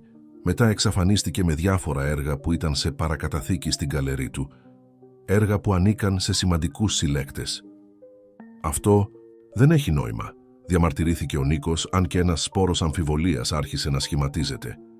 «Γιατί να το έκανε αυτό?» «Ίσως για τον ίδιο, λόγω που προσεγγίζει εσένα τώρα», υπέθεσε ο Πέτρος με προσοχή. «Χρήματα, επιρροή, μια πόρτα επιστροφής στον κόσμο της τέχνης». Ο Νίκος ένιωσε ένα κύμα οργής να αναδύεται μέσα του. «Δεν την ξέρεις, Πέτρο, δεν ξέρεις για τι πράγμα μιλάς». «Όχι, εσύ δεν την ξέρεις», αντέτεινε ο Πέτρος, κρατώντας τη φωνή του χαμηλή αλλά σταθερή. «Γνώρισες αυτή τη γυναίκα πριν από λιγότερο από 24 ώρες και είσαι ήδη έτοιμος να αλλάξεις τα επιχειρηματικά σου σχέδια εξαιτίας της. Αυτό δεν σου φαίνεται περίεργο, δεν φαίνεται υπολογισμένο?» Ο Νίκος ήταν έτοιμος να απαντήσει όταν παρατήρησε την Ελένη να περπατάει πίσω προς το μέρος τους. Υπήρχε κάτι στην έκφρασή της, ένα μείγμα αποφασιστικότητας και ευαισθησίας που έκανε την καρδιά του να σφιχτεί. «Όλα καλά εδώ?» ρώτησε, κοιτάζοντας από τον έναν στον άλλον. «Ελένη», άρχισε ο Νίκος επιλέγοντας προσεκτικά τα λόγια του, «ο Πέτρος μου έλεγε κάποια πράγματα για το παρελθόν σου, για το τι συνέβη με τον Αλέξανδρο Μαρινόπουλο και τα εξαφανισμένα έργα». Μια λάμψη από κάτι, έκπληξη, φόβος, διέσχισε το πρόσωπο της Ελένης πριν ανακτήσει την αυτοκυριαρχία της. «Καταλαβαίνω», είπε ήρεμα, «και πιστεύω ότι τώρα θέλεις να ακούσεις τη δική μου εκδοχή των γεγονότων». «Θα ήταν μια καλή αρχή», σχολίασε ο Πέτρος με έναν τόνο που άγγιζε τα όρια του σαρκασμού. Η Ελένη πήρε βαθιά ανάσα, σαν να συγκέντρωνε δυνάμεις πριν μιλήσει. «Μπορείς να μας δώσεις λίγο χώρο, Πέτρο? Προτιμώ να έχω αυτή τη συζήτηση μόνο με τον Νίκο». Ο Πέτρος κοίταξε τον φίλο του που έγνεψε διακριτικά. «Θα είμαι στο μπαρ», είπε απομακρυνόμενος απρόθυμα. «Όχι πολύ μακριά». Όταν έμειναν μόνοι, η Ελένη οδήγησε τον Νίκο σε ένα πέτρινο παγκάκι κοντά σε ένα μικρό συντριβάνι. Ο ήχος του τρεχούμενου νερού δημιουργούσε μια φούσκα ιδιωτικότητας μέσα στον κήπο. «Ο Αλέξανδρος Μαρινόπουλος δεν ήταν απλά ο γκαλερίστας μου», άρχισε με μια ελεγχόμενη φωνή που μόλις έκρυβε το υποκείμενο συναίσθημα. «Ήταν ο μέντοράς μου, ο προστάτης μου και τελικά ο σύντροφός μου. Τουλάχιστον, έτσι τον έβλεπα στην αρχή». Ο Νίκος έγνεψε, παραμένοντας σιωπηλός, επιτρέποντάς της να συνεχίσει με τον δικό της ρυθμό. «Με ανακάλυψε σε μια πανεπιστημιακή έκθεση, όταν ήμουν μόλις 19 ετών. Είπε ότι είχα εξαιρετικό ταλέντο, ότι θα μπορούσε να με μετατρέψει σε διεθνές όνομα αν του εμπιστευόμουν. Και του εμπιστεύτηκα απόλυτα». Η Ελένη χαμογέλασε θλιμμένα. «Ήμουν ένα κορίτσι από την επαρχία, μαγεμένη από αυτόν τον εκλεπτισμένο άνδρα που άνοιγε πόρτες σε έναν κόσμο που πάντα ονειρευόμουν. Δεν κατάλαβα ότι κάθε πόρτα που άνοιγε σήμαινε μια άλλη που έκλεινε πίσω μου, απομονώνοντάς με από τα πάντα και τους πάντες, εκτός από εκείνον. «Σε χειραγώγησε», παρατήρησε ο Νίκος, νιώθοντας μια αυξανόμενη οργή ενάντια σε αυτόν τον άνδρα που ούτε καν γνώριζε. «Συστηματικά», επιβεβαίωσε η Ελένη. «Στην αρχή ήταν μικρά πράγματα. Προτάσεις για τη δουλειά μου, για το πώς να ντύνομαι, με ποιον να μιλάω. Μετά ήρθαν οι απαιτήσεις, ο οικονομικός έλεγχος, η κοινωνική απομόνωση. Όταν τελικά άρχισα να αμφισβητώ, ήμουν ήδη εντελώς εξαρτημένη από αυτόν, συναισθηματικά και οικονομικά». Έκανε μια παύση, παρατηρώντας το νερό του συντριβανιού πριν συνεχίσει. «Η σταγόνα που ξεχύλισε το ποτήρι ήταν όταν ανακάλυψα ότι πουλούσε τα έργα μου σε τιμές πολύ υψηλότερες από αυτές που μου ανέφερε. Λάμβανα ένα κλάσμα της πραγματικής αξίας, ενώ εκείνος έβαζε στην τσέπη το μεγαλύτερο μέρος. Και το χειρότερο, πουλούσε μη καταλογογραφημένα έργα μου, μελέτες και πειραματικές δουλειές που διατηρούσα στο ατελιέ, χωρίς τη γνώση ή την άδειά μου. Και τα εξαφανισμένα έργα που ανέφερε ο Πέτρος, η Ελένη τον κοίταξε κατευθείαν. Ποτέ δεν εξαφανίστηκαν. Ο Αλέξανδρος τα πουλούσε στην παράλληλη αγορά σε συλλέκτες που προτιμούσαν να κρατούν τις αγορές τους μακριά από τα μάτια της εφορίας. Όταν τον αντιμετώπισα, η απάντηση του ήταν απλή. «Δεν έχεις αποδείξεις και κανείς δεν θα πιστέψει μια ασταθή καλλιτέχνηδα έναντι της λέξης ενός από τους πιο σεβαστούς γκαλερίστες της χώρας». Ο Νίκος ένιωσε έναν κόμπο στο στομάχι. Η ιστορία ήταν σκληρή αλλά δυστυχώς πιθανή.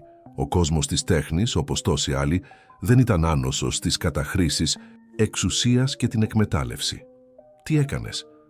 «Το μόνο που μπορούσα», απάντησε η Ελένη με μια αποφασιστικότητα που δεν τέριαζε με την εύθραυστη εμφάνισή της. «Συγκέντρωσα τις αποδείξεις που μπόρεσα. Παραποιημένα συμβόλαια, ύποπτες καταθέσεις, μαρτυρίες άλλων καλλιτεχνών που είχαν περάσει από το ίδιο και τα πήγα όλα στον Σύλλογο Αιθουσών Τέχνης Ελλάδος. Ήταν τότε που ξέσπασε το σκάνδαλο. Και ο Αλέξανδρος αρνήθηκε τα πάντα προφανώς. Αντεπιτέθηκε κατηγορώντας με για κλοπή, ψυχική αστάθεια, αχαριστία. Ο εξειδικευμένος τύπος λάτρεψε το δράμα, η νεαρή, υποσχόμενη καλλιτέχνηδα εναντίον του ισχυρού γκαλερίστα. Αλλά στο τέλος ήταν ο λόγος του εναντίον του δικού μου και εκείνος είχε πολύ περισσότερη επιρροή και πόρους. Ήταν τότε που εξαφανίστηκες». Ελένη έγνεψε καταφατικά. Έπρεπε να απομακρυνθώ. Η πίεση ήταν αφόρητη, η αξιοπιστία μου διακυβευόταν και άρχισα να αμφιβάλλω για την ίδια μου τη λογική μετά από τόσο πολύ gaslighting.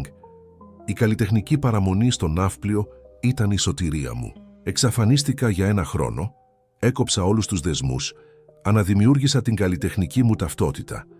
Όταν επέστρεψα, επέλεξα την ανωνυμία, την απλότητα. Επανέλαβα τις σπουδές μου στο πανεπιστήμιο, άρχισα να εργάζομαι σε εκδηλώσεις για να πληρώνω τους λογαριασμούς. Ο Νίκος επεξεργάστηκε όλα αυτά σιωπηλά.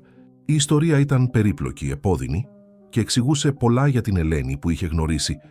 Την αρχική της δυσπιστία, την εκτίμησή της, την αυθεντικότητα, την επιθυμία της να παραμείνει ανώνυμη. «Γιατί δεν μου τα είπες αυτά πριν?» «Σου είπα τα ουσιώδη», απάντησε με ένα ελαφρύ τρέμουλο στη φωνή της. «Αλλά οι λεπτομέρειες είναι επώδυνες, ταπεινωτικές. Δεν είναι το είδος των πραγμάτων που μοιράζεσαι με κάποιον που μόλις γνώρισες, όσο ξεχωριστός κι αν φαίνεται αυτός ο κάποιος». Υπήρχε μια αδιαμφισβήτητη αλήθεια σε αυτά τα λόγια. Ο Νίκος σκέφτηκε πόσα μέρη της δικής του ιστορίας είχε παραλείψει στις συζητήσεις τους, όχι από ανηλικρίνεια, αλλά από τη φυσική επιφύλαξη που όλοι διατηρούμε μέχρι να αναπτύξουμε αρκετή εμπιστοσύνη. «Καταλαβαίνω», είπε τελικά, «και σε πιστεύω, Ελένη».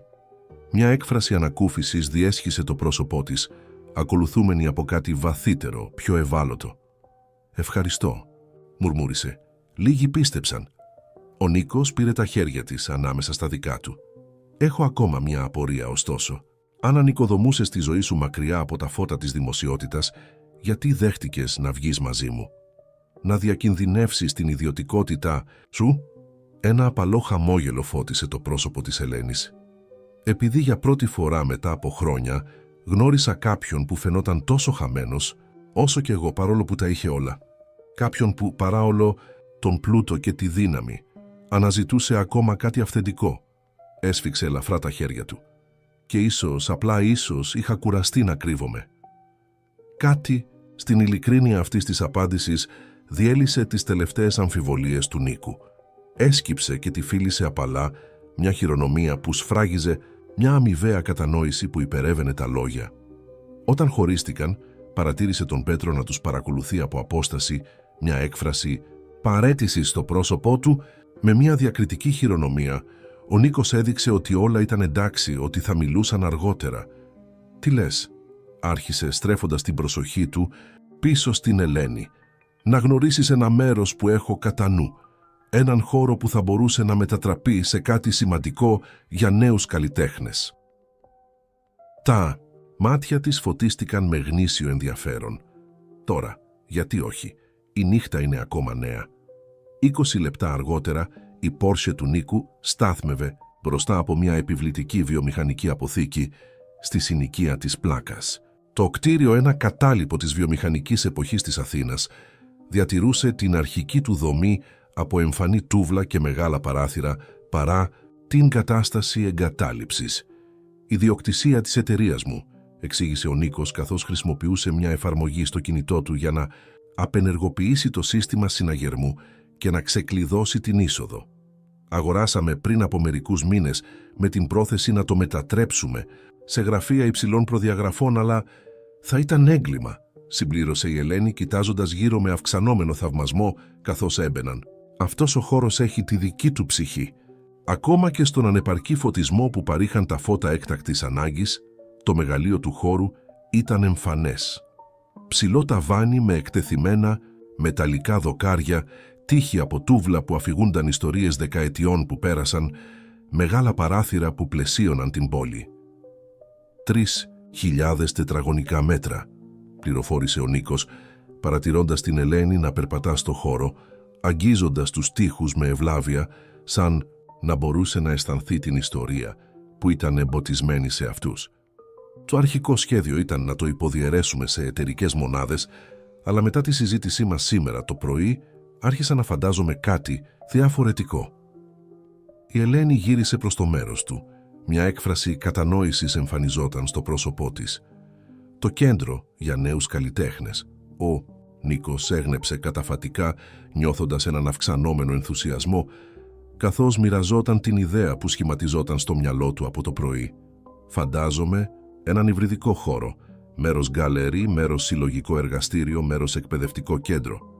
Ένα μέρος όπου αναδυόμενα ταλέντα μπορούν να δημιουργούν χωρίς την άμεση εμπορική πίεση, όπου μπορούν να λαμβάνουν καθοδήγηση από καθιερωμένους καλλιτέχνες, όπου η κοινότητα μπορεί να αλληλεπιδρά με την τέχνη εν το γίγνεσθε». Καθώς μιλούσε, ο ενθουσιασμός του Νίκου αυξανόταν. Ήταν σαν ένα όραμα που είχε κοιμηθεί μέσα του να έβρισκε επιτέλους έκφραση. «Θα μπορούσαμε να έχουμε ένα πρόγραμμα καλλιτεχνικών παραμονών», συνέχισε, χειρονομώντας ευρέως.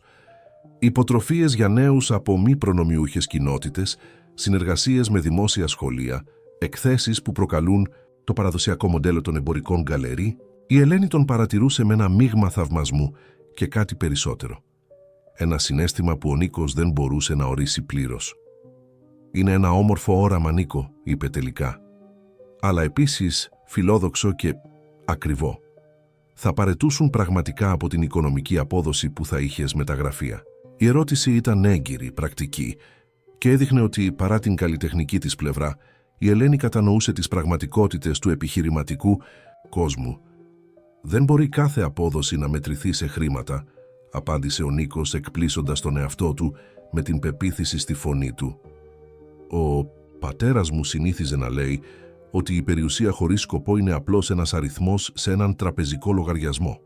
Πέρασα χρόνια συσσωρεύοντας πλούτο, επεκτείνοντας την αυτοκρατορία που ξεκίνησε, αλλά κάπου στην πορεία ξέχασα να ρωτήσω για ποιο σκοπό, ποιος είναι ο σκοπός όλων αυτών».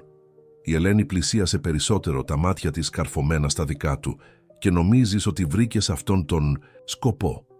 «Αρχίζω να τον διακρίνω», απάντησε ο Νίκος ειλικρινά, «και θα ήθελα να αποτελέσεις μέρος του». Μία λάμψη έκπληξης διέσχισε το πρόσωπο της Ελένης. «Εγώ. Ποιος καλύτερος για να διευθύνει έναν τέτοιο χώρο από κάποιον που κατανοεί βαθιά τόσο την καλλιτεχνική πλευρά όσο και τους κινδύνους του εμπορικού κόσμου της τέχνης. Ο Νίκος πήρε τα χέρια της ανάμεσα στα δικά του. «Ελένη, σου προσφέρω τη δημιουργική διεύθυνση αυτού του έργου, πλήρη ελευθερία να διαμορφώσεις αυτόν τον χώρο σύμφωνα με το όραμά σου, με τους απαραίτητους πόρους για να το κάνεις πραγματικότητα». Η Ελένη έκανε ένα βήμα προς τα πίσω, εμφανώς συγκλονισμένη από την πρόταση. «Νίκο, αυτό είναι... δεν ξέρω τι να πω. Είναι μια απίστευτη προσφορά, αλλά...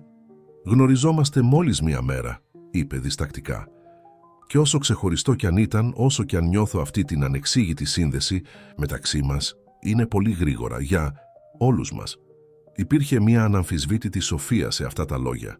Ένα μέρος του Νίκου ήθελε να επιχειρηματολογήσει, να επιμείνει, να την πείσει για την αυθεντικότητα αυτού που ένιωθε, για τις δυνατότητες αυτού που θα μπορούσαν να χτίσουν μαζί. Αλλά ένα άλλο μέρος, ίσως το πιο ώριμο, αναγνώριζε τη σύνεση στην προσοχή της. «Έχεις δίκιο», παραδέχτηκε τελικά. «Είναι πολύ γρήγορα. Για όλους μας». Η Ελένη χαμογέλασε, ανακουφισμένη από την κατανόησή του. «Αυτό δεν σημαίνει ότι δεν θέλω να εξερευνήσω αυτή τη δυνατότητα», διευκρίνησε. «Απλά ότι χρειαζόμαστε χρόνο για να γνωριστούμε καλύτερα, για να είμαστε σίγουροι ότι αυτό δεν είναι μόνο η αρχική γοητεία δύο μοναχικών ανθρώπων που βρήκαν κάτι ξεχωριστό ο ένας στον άλλο». «Πόσο χρόνο νομίζεις ότι χρειαζόμαστε?» ρώτησε ο Νίκος με ένα ελαφρώς προκλητικό χαμόγελο. Η Ελένη γέλασε, έναν κρυστάλλινο ήχο που αντίχησε στην άδεια αποθήκη. «Περισσότερο από 24 ώρες, σίγουρα. Μια εβδομάδα. Ίσως ένα μήνα», αντιπρότεινε. «Ένα μήνα για να γνωριστούμε χωρίς πίεση, χωρίς μεγάλες αποφάσεις ή δεσμεύσεις». Απλά ο Νίκος και η Ελένη, ανακαλύπτοντας αν αυτό που ξεκίνησε σε εκείνο το πάρτι είναι τόσο ξεχωριστό όσο φαίνεται. Ένας μήνας έμοιαζε με αιωνιότητα για τον Νίκο, συνηθισμένο να παίρνει επιχειρηματικές αποφάσεις σε θέμα λεπτών. Αλλά υπήρχε μία αδιαμφισβήτητη λογική στην πρόταση της Ελένης. «Ένας μήνας», συμφώνησε, απλώνοντας το χέρι του σαν να έκλεινε ένα συμβόλαιο. Και μετά, η Ελένη έσφιξε το χέρι του, αλλά αντί να το αφήσει, τον τράβηξε πιο κοντά. «Μετά επανεξετάζουμε αυτή τη συζήτηση και όλες τις δυνατότητες που περιέχει». Κάτω από το διάχυτο φως που έμπαινε από τα ψηλά παράθυρα της αποθήκης, με τον απόμακρο ήχο της πόλης ως μουσική υπόκρουση, σφράγισαν αυτή τη συμφωνία με ένα φιλί που περιείχε τόσο μια υπόσχεση όσο και μια ερώτηση. Δεν γνώριζαν ότι, κρυμμένη στις σκιές κοντά στην είσοδο, μια φιγούρα παρακολουθούσε σιωπηλά εκείνη τη σκηνή.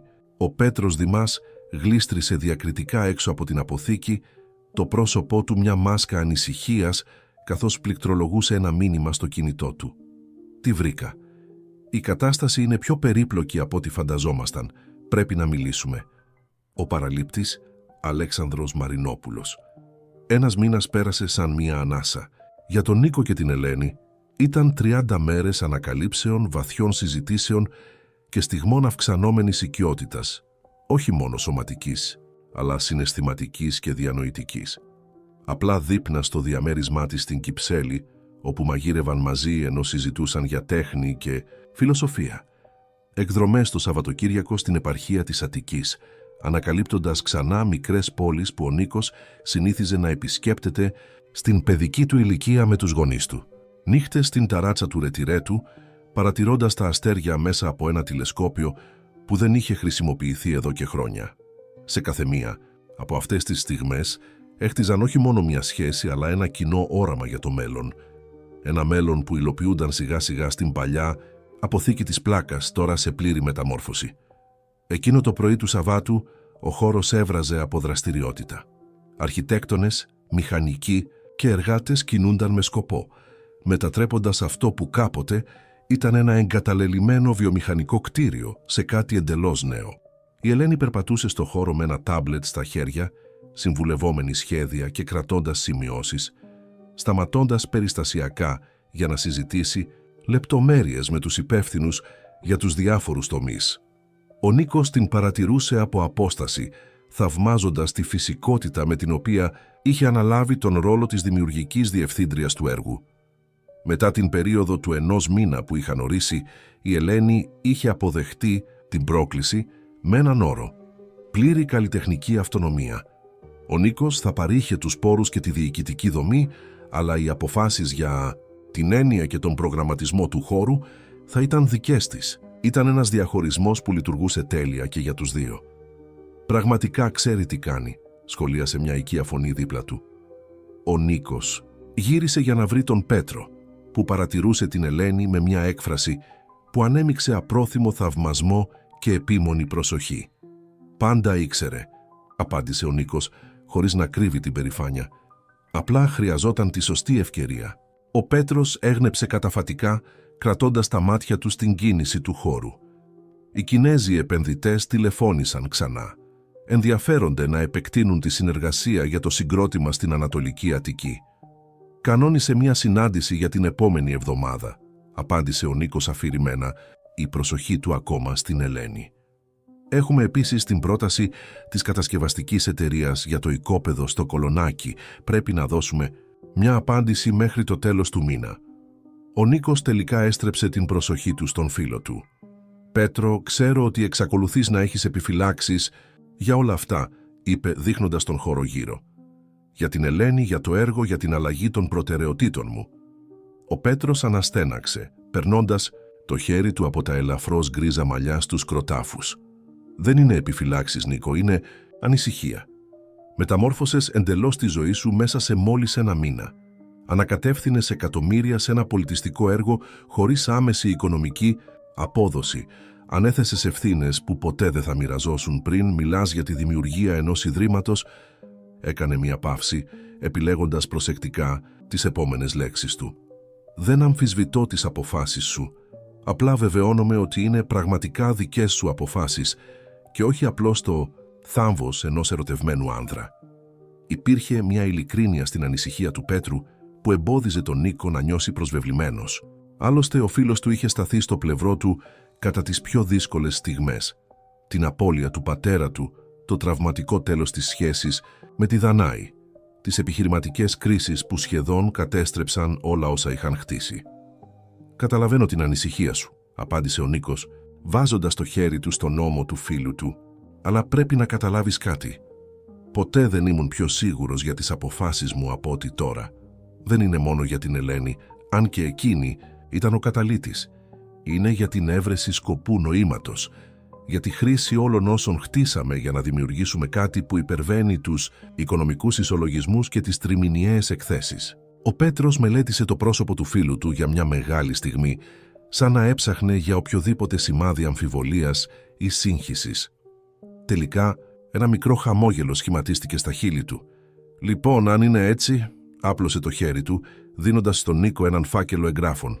«Η νομική δομή του Ιδρύματος Σταύρου είναι έτοιμη για την έγκρισή σου.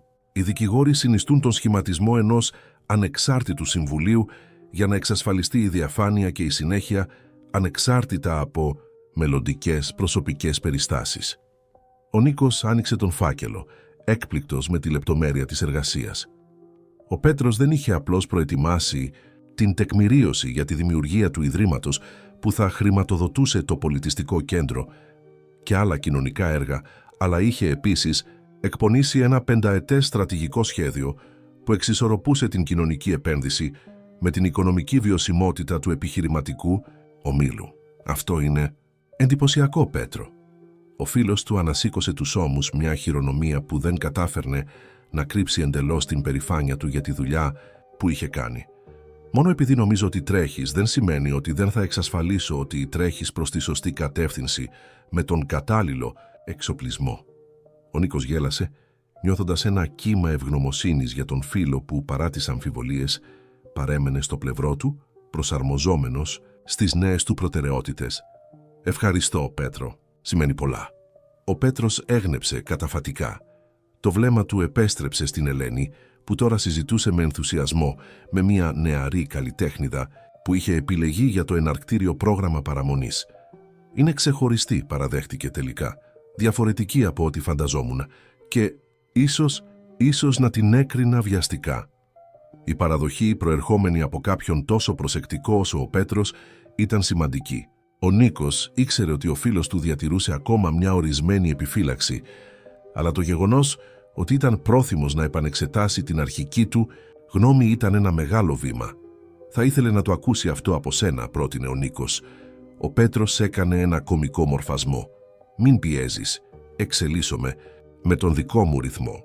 Και οι δύο γέλασαν και ο Νίκος ένιωσε εκείνη την οικία αίσθηση ευγνωμοσύνης που είχε τον Πέτρο στη ζωή του, όχι μόνο ως λαμπρό οικονομικό διευθυντή, αλλά ως πιστό φίλο που ακόμα και αν διαφωνούσε, ποτέ δεν τον εγκατέλειπε. «Πρέπει να επιστρέψω στο γραφείο», ανακοίνωσε ο Πέτρος, συμβουλευόμενος το ρολόι του. «Έχουμε τη βιντεοδιάσκεψη με το Λονδίνο σε 1 ώρα. Έρχεσαι?» «Όχι αυτή τη φορά», απάντησε ο Νίκος. «Εμπιστεύομαι ότι θα εκπροσωπήσεις τα συμφέροντά μας. Επιπλέον...» Το βλέμμα του στράφηκε προς την Ελένη, που τώρα βρισκόταν στον εξώστη, συζητώντας τον φωτισμό με τον υπεύθυνο σχεδιαστή. «Έχω άλλα σχέδια για σήμερα». Ο Πέτρος ακολούθησε το βλέμμα του και χαμογέλασε, κατανοώντας. «Σημαντικά σχέδια από ό,τι βλέπω». «Τα πιο σημαντικά», επιβεβαίωσε ο Νίκος αγγίζοντας διακριτικά τον μικρό όγκο στην τσέπη του σακακιού του. Όταν ο Πέτρος έφυγε, ο Νίκος πήρε βαθιά ανάσα, νιώθοντας ένα μείγμα νευρικότητας και αποφασιστικότητας. Το μικρό αντικείμενο στην τσέπη του, ένα κουτί από βελούδο που περιείχε ένα δαχτυλίδι με μπλε ζαφύρι, περιτριγυρισμένο από μικρά διαμάντια, αντιπροσώπευε όχι μόνο την αγάπη του για την Ελένη, αλλά μια δέσμευση στο όραμα ζωής που είχαν χτίσει μαζί σε αυτόν τον εξαιρετικό μήνα. Χαμένος στις σκέψεις του, ο Νίκος δεν αντιλήφθηκε αμέσως τη φιγούρα που μπήκε από την κύρια πόρτα της αποθήκης. Ένας ψηλός άνδρας, με σίλικας, με γκρίζα μαλλιά τέλεια χτενισμένα και κοστούμι άψογα ραμμένο. Υπήρχε μια άβρα εξουσία στη στάση του, το είδος της παρουσίας που συνήθως απαιτούσε άμεση προσοχή. Ο Νίκος παρατήρησε τον νεοφερμένο μόνο όταν αντιλήφθηκε την ξαφνική αλλαγή στην ατμόσφαιρα του χώρου. Οι συζητήσεις μειώθηκαν και πολλά βλέμματα στράφηκαν προς την είσοδο. Ακολουθώντας την κατεύθυνση αυτών των βλεμμάτων, ο Νίκος τελικά είδε τον άνδρα και, πιο σημαντικό, είδε την αντίδραση της Ελένης στον εξώστη. Είχε παγώσει εντελώς, το τάμπλετ σχεδόν γλιστρώντας από τα χέρια της. Ακόμα και από απόσταση, ο Νίκος μπορούσε να δει το χρώμα να εγκαταλείπει, το πρόσωπό της αντικαθιστάμενο από μια ανησυχητική οχρότητα. Σε λίγα δευτερόλεπτα, ο Νίκος ήταν δίπλα της στον εξώστη, το χέρι του ενστικτωδώς, τυλίγοντας τη μέση της σε μια προστατευτική χειρονομία. «Ελένη, τι συμβαίνει?» Δεν απάντησε αμέσως, τα μάτια της καρφωμένα στη φιγούρα που τώρα περπατούσε ήρεμα στο χώρο, εξετάζοντας τα έργα σε εξέλιξη με μελετημένο ενδιαφέρον. «Αλέξανδρος», ψιθύρισε τελικά, η φωνή της σχεδόν αδιόρατη. Το όνομα ήταν αρκετό για να καταλάβει ο Νίκος την κατάσταση. Αλέξανδρος Μαρινόπουλος. Ο γκαλερίστας που είχε εκμεταλλευτεί την Ελένη, που προσπάθησε να καταστρέψει την καριέρα της, που την ανάγκασε να εξαφανιστεί για έναν ολόκληρο χρόνο. «Τι κάνει εδώ?» ρώτησε ο Νίκος, νιώθοντας μία αυξανόμενη οργή. Η Ελένη κούνησε το κεφάλι της, ακόμα σε κατάσταση σοκ. «Δεν ξέρω. Κανείς δεν ήξερε για αυτό το μέρος, εκτός από...» Δεν ολοκλήρωσε τη φράση, αλλά δεν χρειαζόταν. Ο Νίκος είχε ήδη συνδέσει τα σημεία. Το μήνυμα στο τηλέφωνο του Πέτρου τη νύχτα που επισκέφθηκαν την αποθήκη για πρώτη φορά. Τον παραλήπτη που δεν μπορούσε να δει. «Πέτρος», μουρμούρισε, η κατανόηση και το αίσθημα προδοσίας αναμειγνύονταν σε ένα πικρό κύμα. Από κάτω, ο Αλέξανδρος τελικά σήκωσε τα μάτια του προς τον εξώστη, εντοπίζοντας την Ελένη. Ένα αργό και υπολογισμένο χαμόγελο σχηματίστηκε στα χείλη του, καθώς έκανε μια μικρή χειρονομία αναγνώρισης με το κεφάλι του. «Πρέπει να φύγουμε από εδώ», είπε η Ελένη, η φωνή της τρεμάμενη. «Όχι», απάντησε ο Νίκος με μια σταθερότητα που εξέπληξε και τους δύο. «Δεν θα φύγουμε. Αυτός είναι ο χώρος σου, Ελένη, το έργο σου, το όραμά σου. Δεν θα επιτρέψουμε να σε απομακρύνει από αυτό ξανά». Η Ελένη τον κοίταξε, έκπληκτη με την αποφασιστικότητά του. «Δεν γνωρίζεις τον Αλέξανδρο, Νίκο. Είναι ένας άνθρωπος», διέκοψε ο Νίκος απαλά. «Απλά ένας άνθρωπος που κατάχραστηκε την εξουσία και τη θέση του, αλλά εδώ, σε αυτόν τον χώρο, εσύ έχεις την εξουσία. Έχεις υποστήριξη. Με έχεις εμένα». Κάτι στην πεποίθηση του Νίκου φάνηκε να ενδυναμώνει την Ελένη. Πήρε βαθιά ανάσα, ίσιοσε τους ώμους της και έγνεψε καταφατικά. «Έχεις δίκιο. «Δεν θα φύγω ξανά». Μαζί κατέβηκαν τις σκάλες του εξώστη, πλησιάζοντας τον Αλέξανδρο που τώρα συνομιλούσε με έναν από τους καλλιτέχνες, παραμονής, υιοθετώντας μια στάση εξουσίας που δεν του ανήκε σε αυτόν τον χώρο. «Αλέξανδρε», φώναξε η Ελένη, η φωνή της εκπληκτικά σταθερή. «Τι κάνεις εδώ?» Ο γκαλερίστας γύρισε, το υπολογισμένο χαμόγελό του δεν έφτανε στα ψυχρά μάτια του. «Ελένη, ή πρέπει να πω Λένα, τόσα ονόματα, τόσες ταυτότητες». Έκανε μια ευρεία χειρονομία με το χέρι, δείχνοντας τον χώρο γύρω. «Εντυπωσιακό αυτό που κατάφερες εδώ. Πάντα ήξερα ότι είχες δυνατότητες παρά τις αστάθειές σου». Ο Νίκος ένιωσε την Ελένη να τεντώνεται δίπλα του, αλλά διατήρησε την αυτοκυριαρχία της. «Αυτός είναι ένας ιδιωτικός χώρος, Αλέξανδρε. Δεν προσκλήθηκες». Αλλά προσκλήθηκα κατά κάποιο τρόπο». Έβγαλε μια κάρτα από την τσέπη του, επιδεικνύοντάς την σαν απόδειξη. «Ο συνεργάτης σου, ο Πέτρος, σκέφτηκε ότι θα μπορούσα να συνεισφέρω με την εμπειρία μου σε αυτό το φιλόδοξο έργο. Άλλωστε, εγώ ήμουν αυτός που ανακάλυψε το ταλέντο σου, που έχτισε την καριέρα σου πριν αποφασίσεις να εξαφανιστείς». Η αναφορά στον Πέτρο επιβεβαίωσε τις υποψίες του Νίκου και ένιωσε ένα νέο κύμα οργής, όχι εναντίον του φίλου του, του οποίου η πρόθεση, όσο λανθασμένη κι αν ήταν, πιθανότατα ήταν να τον προστατεύσει, αλλά εναντίον του, άνδρα μπροστά του, με την αλαζονία του και το ιστορικό του χειραγώγησης. «Κύριε Μαρινόπουλε», παρενέβη ο Νίκος, διατηρώντας έναν ευγενικό, αλλά σταθερό τόνο. «Είμαι ο Νίκος Σταύρου, ιδιοκτήτης αυτού του χώρου και ιδρυτής του έργου, και πρέπει να διορθώσω μια παρεξήγηση. Ο Πέτρος Δημάς δεν έχει εξουσία να προσκαλέσει κανέναν σε αυτό το έργο χωρίς την έγκριση της καλλιτεχνικής του διευθύντριας της Ελένης Δημητρίου». Ο Αλέξανδρος μελέτησε τον Νίκο με ανανεωμένο ενδιαφέρον, σαν να τον έβλεπε πραγματικά για πρώτη φορά. Ο διάσημος Νίκος Σταύρου, ο επιχειρηματίας που αποφάσισε να παίξει τον Μαϊκίνα.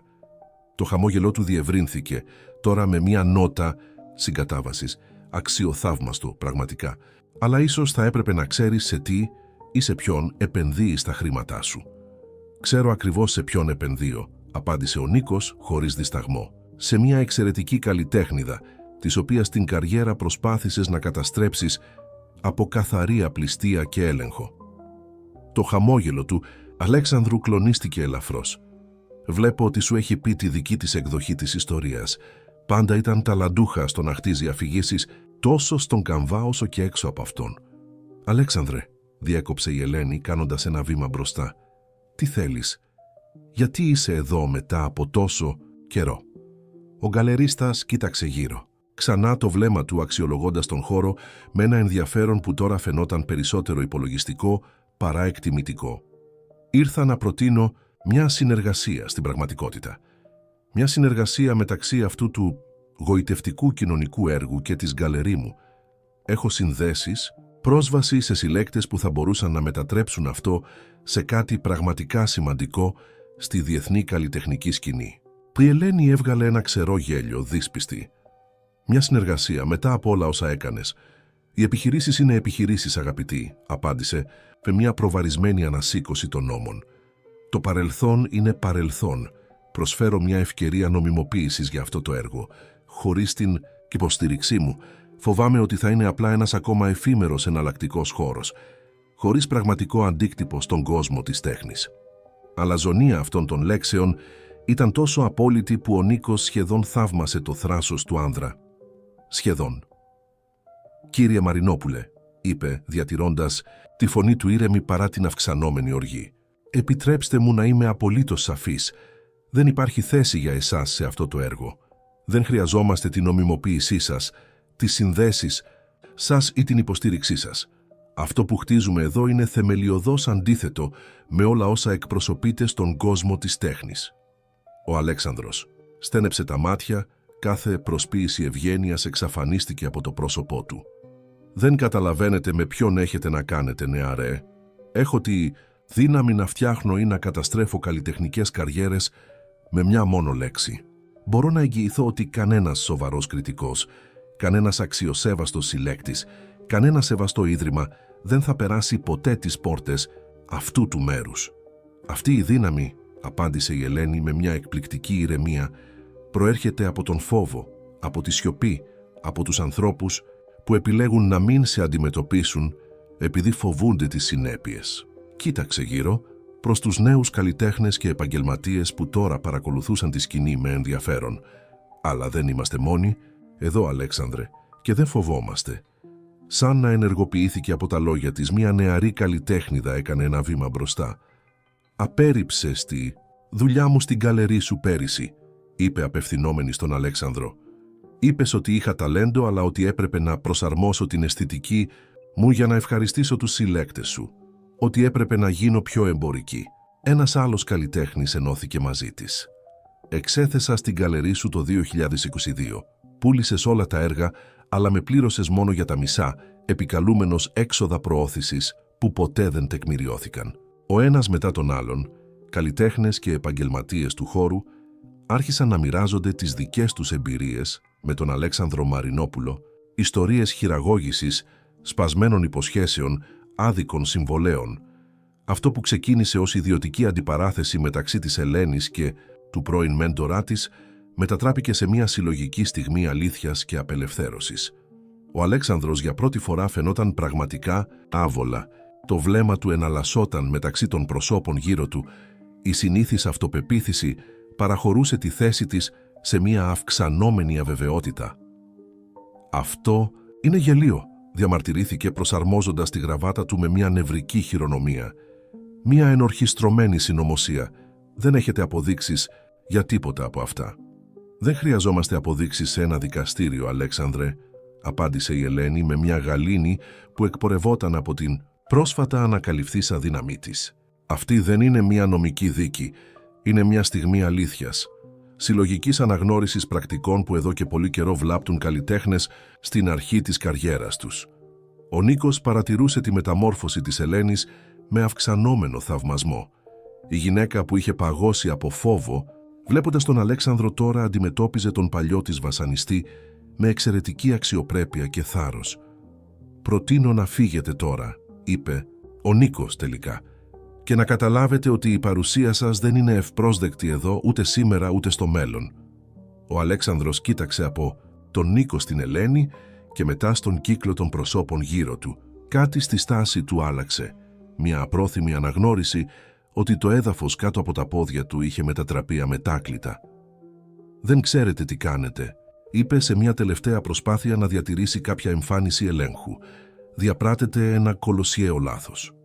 «Το μόνο λάθος», απάντησε η Ελένη, «ήταν να επιτρέψουμε σε ανθρώπους σαν εσένα να καθορίζουν τους κανόνες του παιχνιδιού για τόσο καιρό. Αυτό τελειώνει τώρα, τουλάχιστον σε αυτόν τον χώρο». Ηττημένος αλλά ακόμα προσπαθώντας να διατηρήσει την αξιοπρέπειά του, ο Αλέξανδρος προσάρμοσε το σακάκι του, έριξε ένα τελευταίο αγριοκοίταγμα στην Ελένη και κατευθύνθηκε προς την έξοδο. Η σιωπή που ακολούθησε την αναχώρησή του διακόπηκε από μια αυθόρμητη έκρηξη χειροκροτημάτων. Ελένη φαινόταν ζαλισμένη, σαν μόλις τώρα να συνειδητοποιούσε πλήρως τι είχε συμβεί. Ο Νίκος την τύλιξε σε μια σφιχτή αγκαλιά, νιώθοντας την να τρέμει ελαφρά στο στήθος του. «Ήσουν καταπληκτική», μουρμούρισε στα μαλλιά της. «Ήμασταν», διόρθωσε, σηκώνοντας το πρόσωπό της για να τον κοιτάξει. «Όλοι μας». Γύρω τους ο χώρος δονούνταν με μια ανανεωμένη ενέργεια. Η αντιπαράθεση με τον Αλέξανδρο, αντί να διακόψει τη δουλειά της ημέρας, φαινόταν να έχει εμποτίσει το έργο με έναν ακόμα πιο ξεκάθαρο σκοπό.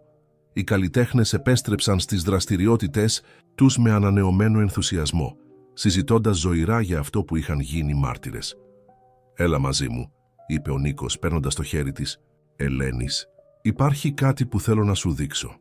Την οδήγησε μέσα από την αποθήκη σε μια περιοχή που είχε παραμείνει κλειστή κατά τη διάρκεια όλης της ανακαίνησης, ένα μικρό παράρτημα που στα αρχικά σχέδια θα προοριζόταν για διοικητικά γραφεία. «Κλείσε τα μάτια», την καθοδήγησε, τοποθετώντας την μπροστά από την πόρτα. Η Ελένη υπάκουσε, ένα περίεργο χαμόγελο στα χείλη της. Ο Νίκος άνοιξε την πόρτα και την οδήγησε απαλά μέσα στον χώρο. «Μπορείς να κοιτάξεις τώρα». Όταν η Ελένη άνοιξε τα μάτια της, ένας μικρός αναστεναγμός ξέφυγε από τα χείλη της. Ο χώρος είχε μετατραπεί σε ένα τέλειο ατελιέ, άφθονο φυσικό φως χάρη σε έναν φεγγίτη που είχε Εγκατασταθεί πρόσφατα, τύχη βαμμένη σε ένα ουδέτερο λευκό ιδανικό για την αξιολόγηση χρωμάτων, ράφια προσεκτικά οργανωμένα με υλικά, ζωγραφικής υψηλής ποιότητας και στο κέντρο ένα άδειο καβαλέτο που περίμενε. «Νίκο», μουρμούρισε συγκινημένη.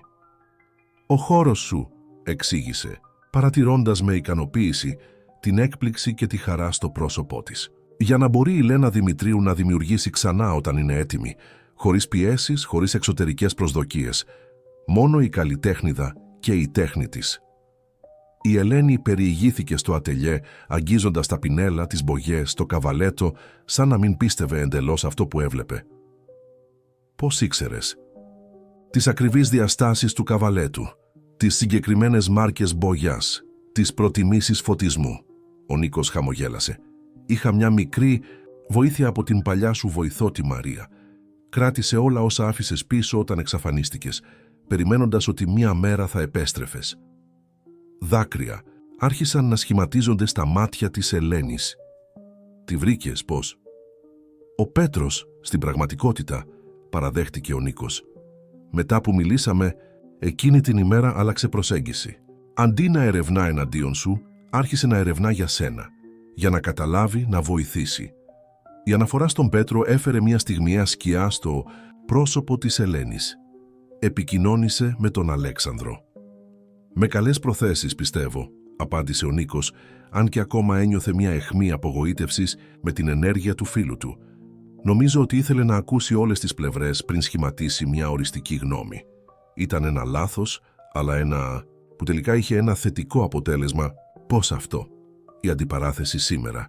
Η δημόσια έκθεση του ποιος είναι πραγματικά ο Αλέξανδρος. Οι ιστορίες που μοιράστηκαν τόσοι καλλιτέχνες, αυτό δεν θα είχε συμβεί ποτέ αν δεν ερχόταν εδώ. Ελένη σκέφτηκε αυτό για μια στιγμή, πριν γνέψει καταφατικά αργά. «Έχεις δίκιο. Μερικές φορές πρέπει να αντιμετωπίσουμε τους φόβους μας για να τους ξεπεράσουμε πραγματικά». Κοίταξε γύρω στο ατελιέ ξανά. Μια έκφραση αποφασιστικότητας αντικατέστησε το αρχικό συναίσθημα. «Και νομίζω ότι ήρθε η ώρα η Λένα Δημητρίου να σταματήσει να κρύβεται». Ο Νίκος χαμογέλασε, νιώθοντας ότι η στιγμή που είχε σχεδιάσει για αργότερα δεν θα μπορούσε να είναι πιο τέλεια από τώρα. Με την καρδιά του να χτυπάει γρήγορα, έβγαλε το μικρό κουτί βελούδου από την τσέπη του. «Ελένη», άρχισε, η φωνή του πιο βαριά από το κανονικό, λόγω του συναισθήματος. «Τον τελευταίο μήνα μεταμόρφωσε στη ζωή μου με τρόπους που ούτε καν φανταζόμουν ότι ήταν δυνατοί. Μου έδειξες την αξία της αυθεντικότητας, του θάρρους, του σκοπού πέρα από το κέρδος». Η Ελένη παρατηρούσε το κουτί στο χέρι του, τα μάτια της διευρύνθηκαν με κατανόηση. «Νίκο», άνοιξε το κουτί, αποκαλύπτοντας το δαχτυλίδι ζαφύριου. «Δεν σου ζητάω να γίνεις σύζυγός μου σήμερα. Σου ζητάω άδεια να περπατήσω δίπλα σου, να χτίσουμε κάτι σημαντικό μαζί. Όχι μόνο αυτό το πολιτιστικό κέντρο, αλλά μια ζωή κοινού σκοπού». Η Ελένη κοίταξε από το δαχτυλίδι στο πρόσωπο του Νίκου. Δάκρυα τώρα έτρεχαν ελεύθερα στα μάγουλά της. «Αυτό είναι μια πρόταση γάμου ή μια επιχειρηματική πρόταση?» αστιεύτηκε μέσα από τα δάκρυα. Ο Νίκος γέλασε, νιώθοντας τα δικά του μάτια υγρά. «Και τα δύο. Κανένα από τα δύο. Είναι μια υπόσχεση. Ότι ανεξάρτητα από το τι επιφυλάσσει το μέλλον, θέλω να είμαι στο πλευρό σου, καθώς ανακαλύπτεις ξανά την καλλιτεχνική σου φωνή, καθώς μετατρέπουμε αυτόν τον χώρο σε κάτι σημαντικό, καθώς αντιμετωπίζουμε οποιονδήποτε Αλέξανδρο Μαρινόπουλο εμφανιστεί στον δρόμο μας». Η Ελένη άπλωσε το αριστερό της χέρι τρεμάμενο. «Ναι», απάντησε απλά. «Για όλα αυτά, ναι». Ο Νίκος γλίστρισε το δαχτυλίδι στο δάχτυλό της, ένα τέλειο μέγεθος που συμβόλιζε πόσο είχε προσπαθήσει να τη γνωρίσει εντελώς σε αυτόν τον εξαιρετικό μήνα. Όταν φιλήθηκαν, ήταν ένα φιλί που σφράγιζε όχι μόνο μια ρομαντική δέσμευση, αλλά μια συνεργασία κοινού σκοπού και οράματος. Έξω, ο απογευματινός ήλιος έμπαινε από τα μεγάλα παράθυρα της αποθήκης, φωτίζοντας τον χώρο που σε λίγους μήνες θα άνοιγε τις πόρτες του ως το πολιτιστικό κέντρο Ελένη Δημητρίου, ένα καταφύγιο για αναδυόμενους καλλιτέχνες, ένα μέρος όπου η τέχνη θα μπορούσε να ανθίσει ελεύθερη από τις άμεσες εμπορικές πιέσεις, ένας χώρος αυθεντικότητας σε έναν κόσμο που συχνά ορίζεται από τα φαινόμενα. και μέσα στο μικρό ατελιέ μια καλλιτέχνηδα που είχε χάσει τη φωνή της άρχιζε να τη βρίσκει ξανά, στην αγκαλιά ενός άνδρα που, αναζητώντας νόημα πέρα από τον πλούτο, είχε βρει έναν σκοπό που καμία περιουσία δεν θα μπορούσε να αγοράσει.